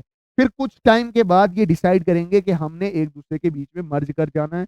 तो जैसे साइटोप्लाज्मा मर्ज कर गया था, वैसे न्यूक्लियस भी अब क्या कर गया होगा, मर्ज कर गया होगा, ठीक है। अगर आपको समझ नहीं आ रहा तो मैं क्या बोल रहा हूँ, सेक्सुअल रिप्रोडक्शन में सबसे पहले क्या होगा, इसका और इसका प्लाज्मोगैमी होगी, प्लाज्मोगैमी। प्लाज्मोगैमी के बाद, प्लाज्मोगैमी तो होगी पर न्यूक्लियस फ्यूज नहीं हुआ, फिर उसके बाद दूसरा न्यूक्लियस कुछ देर के लिए फ्यूज होता भी नहीं है, इस कंडीशन को बोलते हैं डाइकैरियोटिक फेज। ये होती है एस्कोमाइसीड और बेसिडियोमाइसीड में। कुछ टाइम के बाद ये न्यूक्लियस भी क्या होता है, मिक्स होता है, इसको बोलते हैं डाई, इसको बोलते हैं, जब न्यूक्लियस फ्यूज होता है ना, आधा न्यूक्लियस इसका आधा उसका, तो इसको बोलते हैं कैरियो, जब न्यूक्लियस भी क्या कर जाता है, फ्यूज हो जाता है, ठीक है। अब मेरी बात ध्यान से समझना, अभी मैं आपको अच्छे से समझाने की कोशिश करूं, अच्छे से समझाने की कोशिश करूं। तो जर्नली, जर्नली जो फंजाई होती है वो हैप्लॉन्टिक होती है, उसमें सिंगल सेट ऑफ क्रोमोसोम होता है, सिंगल सेट ऑफ क्रोमोसोम। ये डबल सेट ऑफ क्रोमोसोम है, ये भी डबल सेट ऑफ क्रोमोसोम है। अब इसको दोबारा सिंगल में आने के लिए, बस दिमाग में रख, दोबारा सिंगल में आने के लिए इसको क्या करना पड़ेगा, मियोसिस करनी पड़ेगी, ठीक है। मतलब इसने कुछ ऐसे स्पोर्स बनाने पड़ेंगे, जैसे ये स्ट्रक्चर है, इसको ऐसे कुछ स्पोर्स बनाने पड़ेंगे, ऐसे स्पोर्स बनाने पड़ेंगे जो एन होंगे, एन होंगे, ये जमीन पे जाएगा, दोबारा एक ऐसा हाइफा बनाएगा जो एक्चुअल में क्या होगा, एन ही होगा। मेरी बात ध्यान से अच्छे से समझना, जो सेक्सुअल रिप्रोडक्शन होती है उसमें पहले साइटोप्लाज्म न्यूक्लियस नहीं फ्यूज होता, डाइकैरियोटिक फेस, ठीक है। फिर मियोसिस, ठीक है। और मियोसिस क्यों होगी, मियोसिस क्यों होगी, क्योंकि मुझे पता है इसमें 2 सेट ऑफ क्रोमोसोम बन गए, तो 2 सेट ऑफ क्रोमोसोम में तो सर्वाइव ही नहीं करता फंजाई, तो उसको क्या करना पड़ेगा, मियोसिस करनी पड़ेगी और कुछ ऐसे स्पोर्स बनेंगे। ये जो स्पोर बने ना, ये या तो एस्कोस्पोर होंगे, बेसिडियोस्पोर होंगे या ऊस्पोर होंगे, जिनसे नई फंजाई बनेगी। बट इतना डीप तुझे पढ़ना नहीं है, बस इतना याद रख, सेक्सुअल रिप्रोडक्शन में प्लाज्मोगैमी, कैरियोगैमी और मियोसिस होती है। और एक चीज याद रखना कि भाई साहब, कभी कभी किसी फंजाई में जो 2 न्यूक्लियस होते हैं वो फ्यूज नहीं करते, जैसे एस्कोमाइसीट में और बेसिडियोमाइसीट में। अब मेरी बात अच्छे से समझना, पूरी फंजाई किंगडम 4 मेजर ग्रुप्स में डिवाइड है। कौन कौन सा, फाइकोमाइसीड, एस्कोमाइसीड, बेसिडियोमाइसीड और डिट्यूरियोमाइसीड। अगर तूने मेरी बात सुनी, तूने कंपैरेटिवली पढ़ा, तुझे हर एक चीज इसकी याद रहने वाली है। अगर तूने मेरी बात सुनी, मैं क्या बोल रहा हूं, अगर तूने मेरी बात समझी और कंपैरेटिवली इन सबको पढ़ा, तो चीज तुझे दिमाग में अच्छे से बैठेगी। अगर तूने कंपैरेटिवली चीज को सीखा नहीं, तुझे कुछ भी दिमाग में बैठने वाला नहीं है। जितना बता रहा हूं उतना ही दिमाग में रखना है, प्रोफेसर तुझे बनना नहीं है। अब सुन मेरी बात, ये जो क्लासिफिकेशन आपने करके रखी है, ये जो अब मैंने क्लास में बोल रहा हूं ना, मैंने क्लासिफिकेशन करके रखी है, ये जो मैंने क्लासिफिकेशन करके रखी है कि फंजाई को मैंने 4 बड़े ग्रुप में तोड़ के रखा है, पहला, दूसरा, तीसरा, चौथा। ये किसके बेसिस में किया है, ये मैंने किया है on the basis of morphology of mycelium, कि उनका जो माइसीलियम है वो कैसा दिखता है। माइसीलियम मतलब हाइफे उसके कैसे दिखते हैं, हाइफे उसके कैसे दिखते हैं, मोड ऑफ स्पोर फॉर्मेशन, वो स्पोर्स कैसे बनाते हैं, और depending upon the fruiting body, fruiting body वो चीज होती है जिसपे स्पोर्स लगते हैं। अब मेरी बात ध्यान से समझना, फाइकोमाइसीट, एस्कोमाइसीट, बेसिडियोमाइसीट, ड्यूटेरोमाइसीट, इसको क्लासिफाई करने के 3 तरीके। माइसीलियम कैसा दिखता है, spores, mode of spore formation कैसे होते हैं, और फ्रूटिंग बॉडी कैसी है। देख, फाइकोमाइसीट ये ऑब्लिगेट पैरासाइट होता है प्लांट के ऊपर, ये प्लांट के ऊपर पैरासाइटिक। एस्कोमाइसीट अगर मैं अच्छे से बोलूं तो ये एस्को, एस्को इसका ये उठा, ये सैक, सैक, और इसलिए इसको क्या बोलते हैं, दैट इज सैक फंजाई बोलते हैं।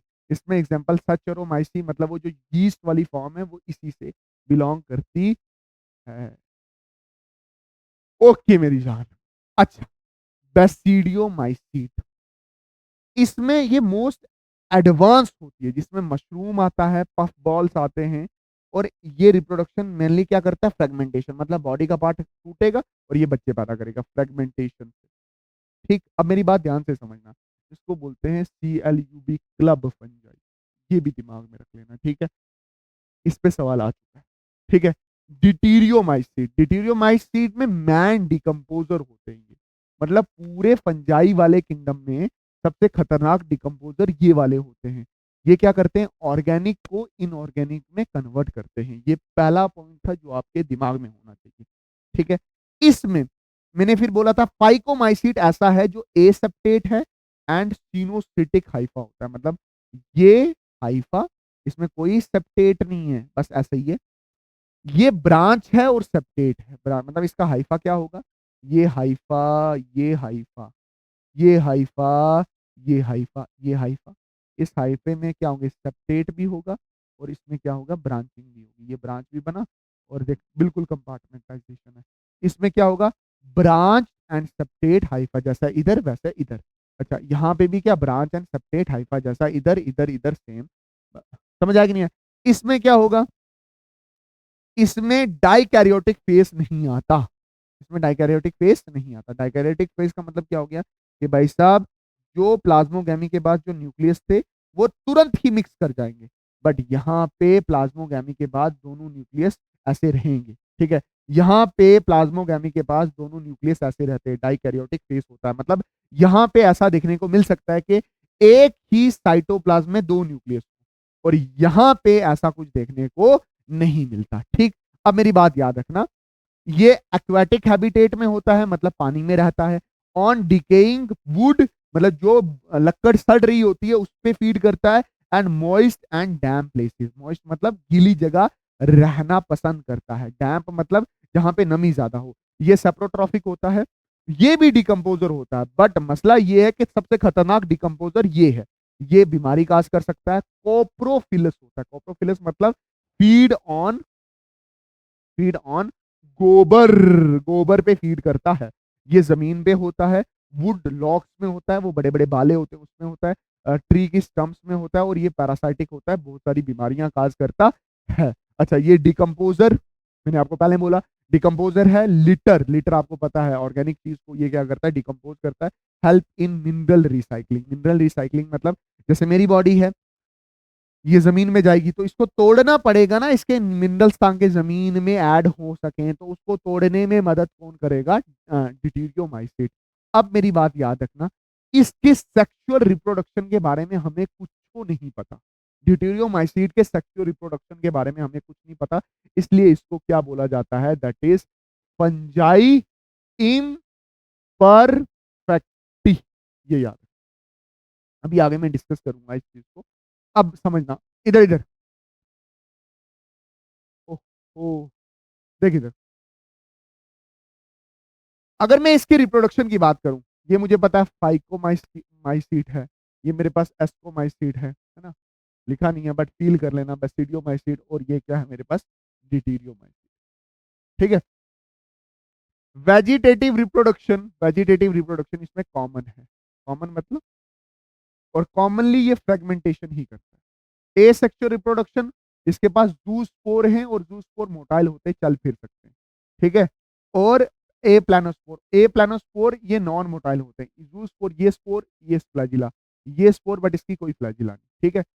वेजिटेटिव रिप्रोडक्शन इसमें क्या है, कॉमन, फ्रेगमेंटेशन से ही ये क्या करता है, रिप्रोड्यूस करता है। और ए सेक्सुअल में कोनिडिया एंड कोनिडियोस्पोर, और सेक्सुअल में क्या होगा, एस्कोस्पोर, ठीक। वेजिटेटिव में, ठीक है, बेसिडियोमाइसीट में वेजिटेटिव वेरी कॉमन, फ्रेगमेंटेशन से ये, मतलब मैंने यहाँ पे लिख भी रखा था क्या, कि भाई साहब ये फ्रेगमेंटेशन से बच्चे पैदा करता है, तो ये बड़ा कॉमन है इसमें, बहुत, इसमें सबसे ज्यादा कॉमन है। ए सेक्शन में spore formation, spore formation usually इसमें क्या होता है, एब्सेंट होती है, मतलब यहाँ पे वो कोनिडियोस्पोर, कोनिडिया, जूस्पोर, ए प्लानोस्पोर, स्पोरेंजियोस्पोर इस पे नहीं बनते। सेक्सुअल स्पोर जो बनते हैं वो होते हैं कौन सी, basidiospore. Sexual organs are absent, इसमें सेक्सुअल ऑर्गन नहीं होते। हाँ, 2 मिनट रुक, मैं इसको ना और अच्छे से डिस्कस करूंगा, बट पहले मैं तुझे सबकी वेजिटेटिव और एसेक्सुअल के बारे में बता देता हूँ। अब देख, इसकी वेजिटेटिव ये कॉमन है फ्रेगमेंटेशन, और एसेक्सुअल में कोनिडिया बनता है। देख मेरी जान, ये कोनिडिया इधर भी बनता है, और ये कोनिडिया इधर भी बनता है, मतलब डिटीरियोमाइसीट जो है वो एस्कोमाइसीट से ज्यादा मिलता जुलता है, ठीक है। अच्छा, सेक्सुअल रिप्रोडक्शन में देखेंगे तो आइसोगैमस, एनाइसोगैमस, और ऊगैमस। आइसोगैमस का मतलब हो गया कि गैमिट सेम है, मतलब अगर एक गैमिट ये है दूसरा गैमिट भी ये होगा। फीमेल गैमिट और मेल गैमिट क्या करता है, फीमेल और मेल गैमिट मिलते हैं। एनाइसो में क्या होगा,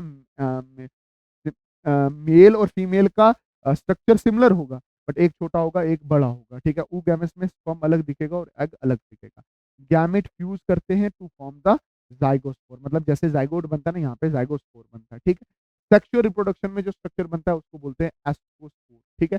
एस्कोस्पोर से बच्चे पैदा करता है ये, ठीक है। और यहाँ पे जो सेक्सुअल रिप्रोडक्शन होता है, sexual reproduction, basidiospore sexual organ होता है, बैसिडियोस्पोर होता है यहाँ पे, और इसमें सेक्सुअल ऑर्गन क्या होता है, एब्सेंट होता है। और reproductive occur by fusion of two somatic cell, मतलब जो रिप्रोडक्शन होता है वो दो स्टोमेटिक सेल के जुड़ने से होता है। जैसे मैंने आपको इधर भी समझाने की कोशिश की थी कि दो स्टोमेटिक सेल जुड़ते हैं तो यहाँ पे सेक्सुअल रिप्रोडक्शन होता है। बस तुझे बस याद रखना है बेसिडियोस्पोर एस्कोस्पोर, बेसिडियोस्पोर एक्सपोस्पोर, और याद रखना कि इसमें ए सेक्सुअल स्पोर नहीं होते। यहाँ पे सेक्सुअल रिप्रोडक्शन क्या होती है, एब्सेंट होती है, इसलिए दस कॉल्ड द फंगस इम्परफेक्टली, जैसे मैं पहले भी बात कर चुका हूँ। बट अब मसला ये है कि फाइकोमाइसीट की एग्जांपल आपको याद नहीं होती, जैसे राइजोपस अल्ब्यूगो म्यूकर, ये किस में आते हैं, फाइकोमाइसीट में आते हैं। इसको याद करने का तरीका क्या है, इसको याद करने का तरीका क्या है, याद करने का तरीका थोड़ा सा समझ ले, इसको याद करने का तरीका क्या, देख मेरी बात, राइजोपस अल्ब्यूगो म्यूकर फाइकोमाइसीट में आते हैं। रोज आओ मेरे पिया, रोज आओ मेरे पिया, ठीक है, रोज आओ मेरे पिया। राइजोपस ब्रेड मोल्ड भी बोलते हैं, अल्ब्यूगो पैरासाइटिक होता है, मस्टर्ड में डिजीज काज करता है, और म्यूकर किस में आता है, फाइकोमाइसीट में आता है। रोज आओ मेरे पिया, राइजोपस अल्ब्यूगो म्यूकर एंड फाइकोमाइसीट में आएगा। इधर क्या है, Neurospora, Neurospora Drosophila of plant kingdom बोलते हैं इसको। मतलब जो न्यूरोस्पोरा है उस पे जेनेटिक्स पे बहुत सारा काम हुआ है। मतलब जब हम जीन की स्टडी करते हैं तो जो मॉर्गन था उसने न्यूरोस्पोरा का बहुत अच्छे से क्या किया था, मतलब मैं गलत बोल रहा हूँ, सुनो मेरी बात, मैं क्या बोल रहा हूँ, मैं आपको ये बोल रहा हूँ कि जो न्यूरोस्पोरा है वो एस्कोमाइसीड में आता है। इसको डॉर्सोफिला ऑफ प्लांट किंगडम इसलिए बोलते हैं क्योंकि जब हम जेनेटिक्स की स्टडी करते हैं तो एक्सपेरिमेंट के लिए कुछ प्लांट्स लेते हैं या कुछ फंजाई लेते हैं, तो न्यूरोस्पोरा का हमने बहुत ज़्यादा इस्तेमाल किया था, साइंटिस्ट ने न्यूरोस्पोरा का बहुत ज़्यादा इस्तेमाल किया था। सर न्यूरोस्पोरा प्लांट किंगडम में तो नहीं आता, फंजाई में आता है, तो वो इस पहले पहले फंजाई पूरा प्लांट किंगडम में आता था, इसलिए तब से हम इसको क्या बोल रहे हैं कि that is Drosophila of plant kingdom, ठीक है। एस्परजिलस क्लैविसेप, ठीक है, एलएसडी बनाने में यूज होता है। एलएसडी आपको पता है एक ऐसी डिवाइस होती है जिससे क्या करते हैं, कमेंट सेक्शन में बताना, मैं भी चेक करना चाहता हूँ आप सबकी नॉलेज के एलएसडी का मतलब क्या है और इससे क्या दवाई बनती है, मतलब ये कौन सी दवाई है, ठीक। उसके बाद yeast, Penicillium, morals and truffles, ये जितने भी एग्जांपल्स मैंने अभी बोले ये सारे एस्कोमाइसीट में आते हैं। याद करने का तरीका क्या है, नाजिया आई चलो यार, नाजिया आ गई अब चलो निकलो, नाजिया आई चलो यार, न्यूरोस्पोरा, एस्परजिलस क्लेविसेप और यार यीस्ट। सर ये बाकी कैसे याद करें, ऐसे याद रखना, Penicillium, morals and truffles. Moral और ट्रफल्स एडिबल होते हैं, ये खाने लायक होते हैं। इस पे नीट सवाल पूछ चुका है, इस पे नीट सवाल पूछ चुका है। पेनिसिलियम से एंटीबायोटिक बनती, ठीक है। अच्छा, याद करने का तरीका, न्यूरोस्पोरा, नाजिया, एस्परजिलस आई, क्लेविसेप चलो यार, ये चार नाम याद हो जाएंगे, न्यूरोस्पोरा, न्यूरोस्पोरा, एस्परजिलस, क्लेविसेप, ये, ठीक है। और याद रखना ऐसे याद है, नाजिया आई चलो यार, पेनिसिलियम आपको याद रहेगा, moral and truffles, Penicillium antibiotic बनाता है, मॉरल ट्रफल्स को हम खाते पीते रहते हैं। अब आपने नहीं खाए वो अलग बात है, गरीब लोग हो आप, ठीक। उसके बाद है बेसिडियोमाइसिड, बेसिडियोमाइसिड को आप कैसे याद रखोगे, एग्रीकस, एग्रीकस अस्टिलैगो पक्सिनिया, आ उससे पूछ, आ उससे हम नहीं पूछते, जैसे कोई बात हो जाती है आ उससे पूछने चलते हैं, तो आ उससे पूछ बेसिडियो, आ एग्रीकस, है ना, उससे अस्टिलैगो, और पूछ मतलब पक्सिनिया, ठीक है। एग्रीकस मशरूम होता है, अस्टिलैगो स्मट होता है, पक्सिनिया रस्ट होता है, आ उससे पूछ। अच्छा, डिटीरियोमाइसीट में बहुत सारे सवाल हैं, पूछे जाते हैं कि कौन सा मेंबर है, तो कैट करके याद रखना, पोलिटोट्राइकम, alternaria and trichoderma, cat, cat आ उससे पूछ, नाजिया आई चलो यार, रोज आऊं आओ मेरे पिया, ये निमोनिक से आपको सारे के सारे फंजाई याद हो जाने वाले हैं। अब पार्ट फिफ्थ, इसमें कुछ इंपॉर्टेंट टॉपिक है, मैं ओरली बोलूंगा तब भी आपको समझ आ जाएगा, ठीक है। जिसमें इसमें पहला डिस्कस होने वाला है दैट इज किंगडम प्लांटे। आप सबको पता है किंगडम प्लांटे क्या होगा, किंगडम प्लांटे सबसे बड़ा बात है ऑटोट्रॉफिक होता है, उससे बड़ी बात है कि ये यूकैरियोटिक होता है, उससे बड़ी बात है कि ये मल्टी सेलुलर होता है, उससे बड़ी बात ये टिश्यू और ऑर्गन सिस्टम लेवल तक होता है। सर ये आप यहाँ पे पढ़ाओगे ना, इसके लिए अलग से चैप्टर है जिसमें मैं algae, bryophyte, pteridophyte, gymnosperm, angiosperm वहां डिस्कस करूंगा। यहाँ पे कुछ चीजें लिखी हुई हैं आपकी एनसीईआरटी लाइन में, मैं तो वो बता रहा हूँ। कुछ प्लांट ऐसे होते हैं जो इंसेक्ट को खाते हैं, इंसेक्टिवायरस से, मतलब हटीरोट्रॉफिज्म भी शो कर सकते हैं, जैसे bladder what, Venus fly type, और कुछ पैरासिटिक भी होते हैं जैसे कस्क्यूटा होते हैं जो दूसरे प्लांट्स पे रहते हैं, ठीक है। किंगडम एनिमेलिया आपको पता है क्या, हटीरोट्रॉफिक है, यूकैरियोटिक है और मल्टीसेलुलर है। होलोजोइक मोड ऑफ न्यूट्रिशन होती है, मुंह होता है, एनस होता है निकालने के लिए, ठीक। Have definite growth pattern, definite growth pattern है, पहले ग्रोथ होती है फिर ग्रोथ रुक जाती है और उसके बाद कभी भी ग्रोथ नहीं होती है। फूड स्टोर करते हैं अपनी बॉडी में ग्लाइकोजन और फैट से, है ना, और न्यूट्रिशन होलोजोइक होती है जैसे मैं पहले बता चुका हूं। अब और सुन, अब मैं बोल रहा हूं कि कुछ जानवर ए सेलुलर होते हैं जिनका सेल नहीं होता, जैसे virus, viroid, prions and lichen. बात समझे कि नहीं, देख, वायरस ए सेलुलर है, इसका सेल नहीं है, वायरॉइड्स, वायरॉइड्स इसका सेल नहीं है, प्रियॉन्स इसका भी सेल नहीं है, और कुछ ऐसे ऑर्गेनिज्म है जो एसोसिएशन है एल्गी और फंजाई की, लाइकन, इसको are not given place in a Whittaker system. मतलब 5 किंगडम में इनको जगह नहीं मिली है। पहली बात तो ये लिविंग ऑर्गेनिज्म नहीं है, इनके पास सेल ही नहीं है। और दूसरा ये है कि ये 2 लिविंग ऑर्गेनिज्म की एसोसिएशन है। लाइकन कोई ए सेलुलर नहीं है, लाइकन एल्गी और फंजाई की एक एसोसिएशन को बोलते हैं। अब और सुन, मैं वायरस को समझाने की कोशिश कर रहा हूं। मैं बोल रहा हूं virus are obligate parasite. Obligate मतलब ये होता ही पैरासाइट है, बात समझे कि नहीं, ये बीमारी कॉज करता ही करता है, ठीक। दे आर इनर्ट आउटसाइड, ये बाहर इनर्ट होगा, एक पाउडर की तरह होगा। Host outside the host cell, host cell मतलब मेरी बॉडी के सेल के बाहर, ये कुछ नहीं है, but take over the machinery of the host cell once they infected. समझिए, मतलब जैसे फॉर एग्जांपल ये मेरे लंग्स का सेल है, इसका जेनेटिक मटेरियल है, ये न्यूक्लियस मेम्ब्रेन है इसका, ठीक है। बाहर ये कुछ नहीं है, बाहर ये पाउडर जैसा है, कुछ नहीं है। जैसे ही अंदर जाएगा ना तो ये इस मशीनरी पे काबू कर लेगा और सेल को बोलेगा जो मैं बोलूंगा वही कर। अब तो वायरस के बारे में आप भी बहुत कुछ जानते हो, क्योंकि कोविड के बाद आप वायरस से बहुत अवेयर हो चुके हो। वायरस जिंदा नहीं है, वो पाउडर है, वो हमारी बॉडी में आके हमारे डीएनए को कंट्रोल कर लेता है। देख, कुछ साइंटिस्ट है जिनकी कंट्रीब्यूशन है, जैसे आई आई वैनोस्काई 1892 में इसने डिस्कवर किया virus as a cause as a as a positive organism of, या as a positive agent of tobacco mosaic disease. एक तंबाकू प्लांट में डिजीज होती है जिसको बोलते हैं तंबाकू मोजाइक डिजीज, नहीं पढ़ना उसके बारे में। तो वायरस को पहली बार डिस्कवर करने वाला हमारे पास आई वैनोस्की, जिसने वायरस को डिस्कवर किया 1892 में। फिर बेजानिक, है ना, बेजानिक 1898 में इसने नेम्ड दिया वायरस को वायरस, और इसको बोला called it as contagium vivum फ्लूडिनम।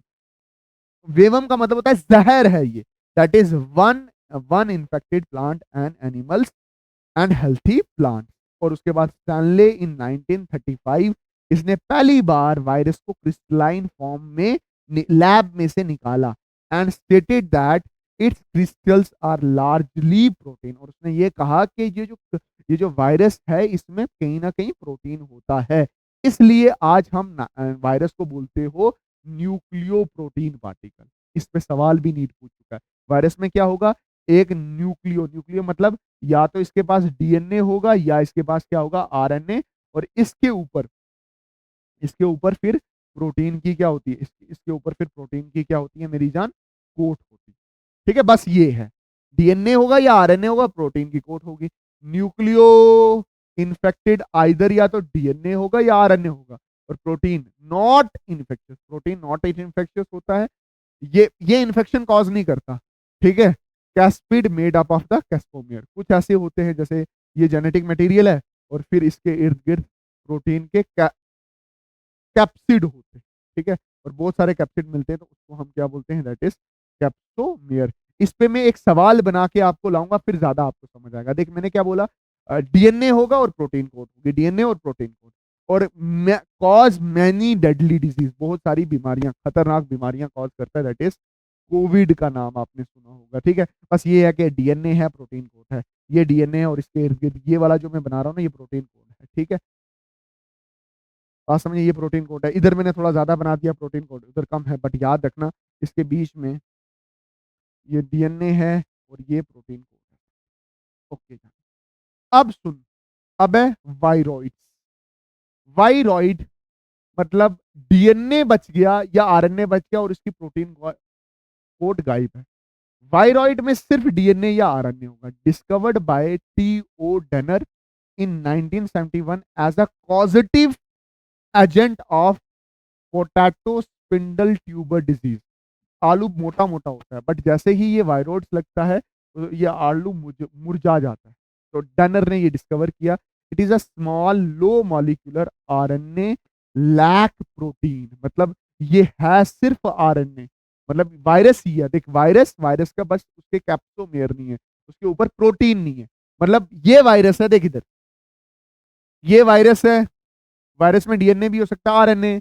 अगर इसमें सिर्फ आरएनए निकाल दिया जाए, ये आरएनए आपने निकाल दिया, तो ये बना वायरॉइड। और अगर ये प्रोटीन कोट ही सिर्फ रखी जाए, तो ये क्या बना, दैट इज प्रियोन। ये याद रखें। अब देख, प्रियोन और वायरस का साइज लगभग लगभग सेम ही मिलता है, ये नीट में सवाल पूछ चुका है, ठीक है। अच्छा, प्रियोन्स abnormal folded प्रोटीन है, प्रोटीन है। कॉज बीएसई बोवाइन स्पोंजीफॉर्म एनसाइक्लोपैथी, इसमें मतलब दिमाग में प्रॉब्लम हो जाती है, गायें पागल हो जाती है, mad cow disease in cattle, ठीक है। और इंसानों में सीजेडी, क्रूसफेल्ड जैकॉब डिजीज इन ह्यूमन, इसमें भी इंसान का दिमाग क्या हो जाता है, खराब हो जाता है, ठीक है। Have size similar to that of virus, have size similar to that of इनके पप्पा, दैट इज वायरस। यहाँ पे मैंने पूरा बायोलॉजिकल क्लासिफिकेशन बहुत अच्छे से कंप्लीट किया है, हर एक सवाल करवाने की कोशिश की है। अब इसके पीवाईक्यूज और इंपॉर्टेंट क्वेश्चन ऐसे ही टॉपिक वाइज आएंगे, क्लासिफिकेशन के क्वेश्चन आएंगे वीडियोस में, उसी वीडियो में, फिर मोनेरा के, फिर प्रोटिस्टा के, और फिर फंजाई के, और फिर वो जो इंपॉर्टेंट पॉइंट्स जो मैंने आपको बताना है। होप आपको ये 5 टॉपिक अच्छे से समझ आए होंगे। बाकी मिलते हैं किसी और नई वीडियो में, तब तक के लिए अल्लाह हाफिज, अल्लाह रखा, शुभ रात्रि, जय हिंद। अभी तुम्हारा मकसद डॉक्टर बनना है, प्लीज 2 महीने अच्छे से डट के डॉक्टर की तरफ ध्यान दे दो, ये 40 ही दिन है, ठीक है। उसके बाद मजे से मेडिकल कॉलेज में जाना, गर्लफ्रेंड बनाना, बॉयफ्रेंड बनाना, कुछ भी करना, ठीक है। Bye bye.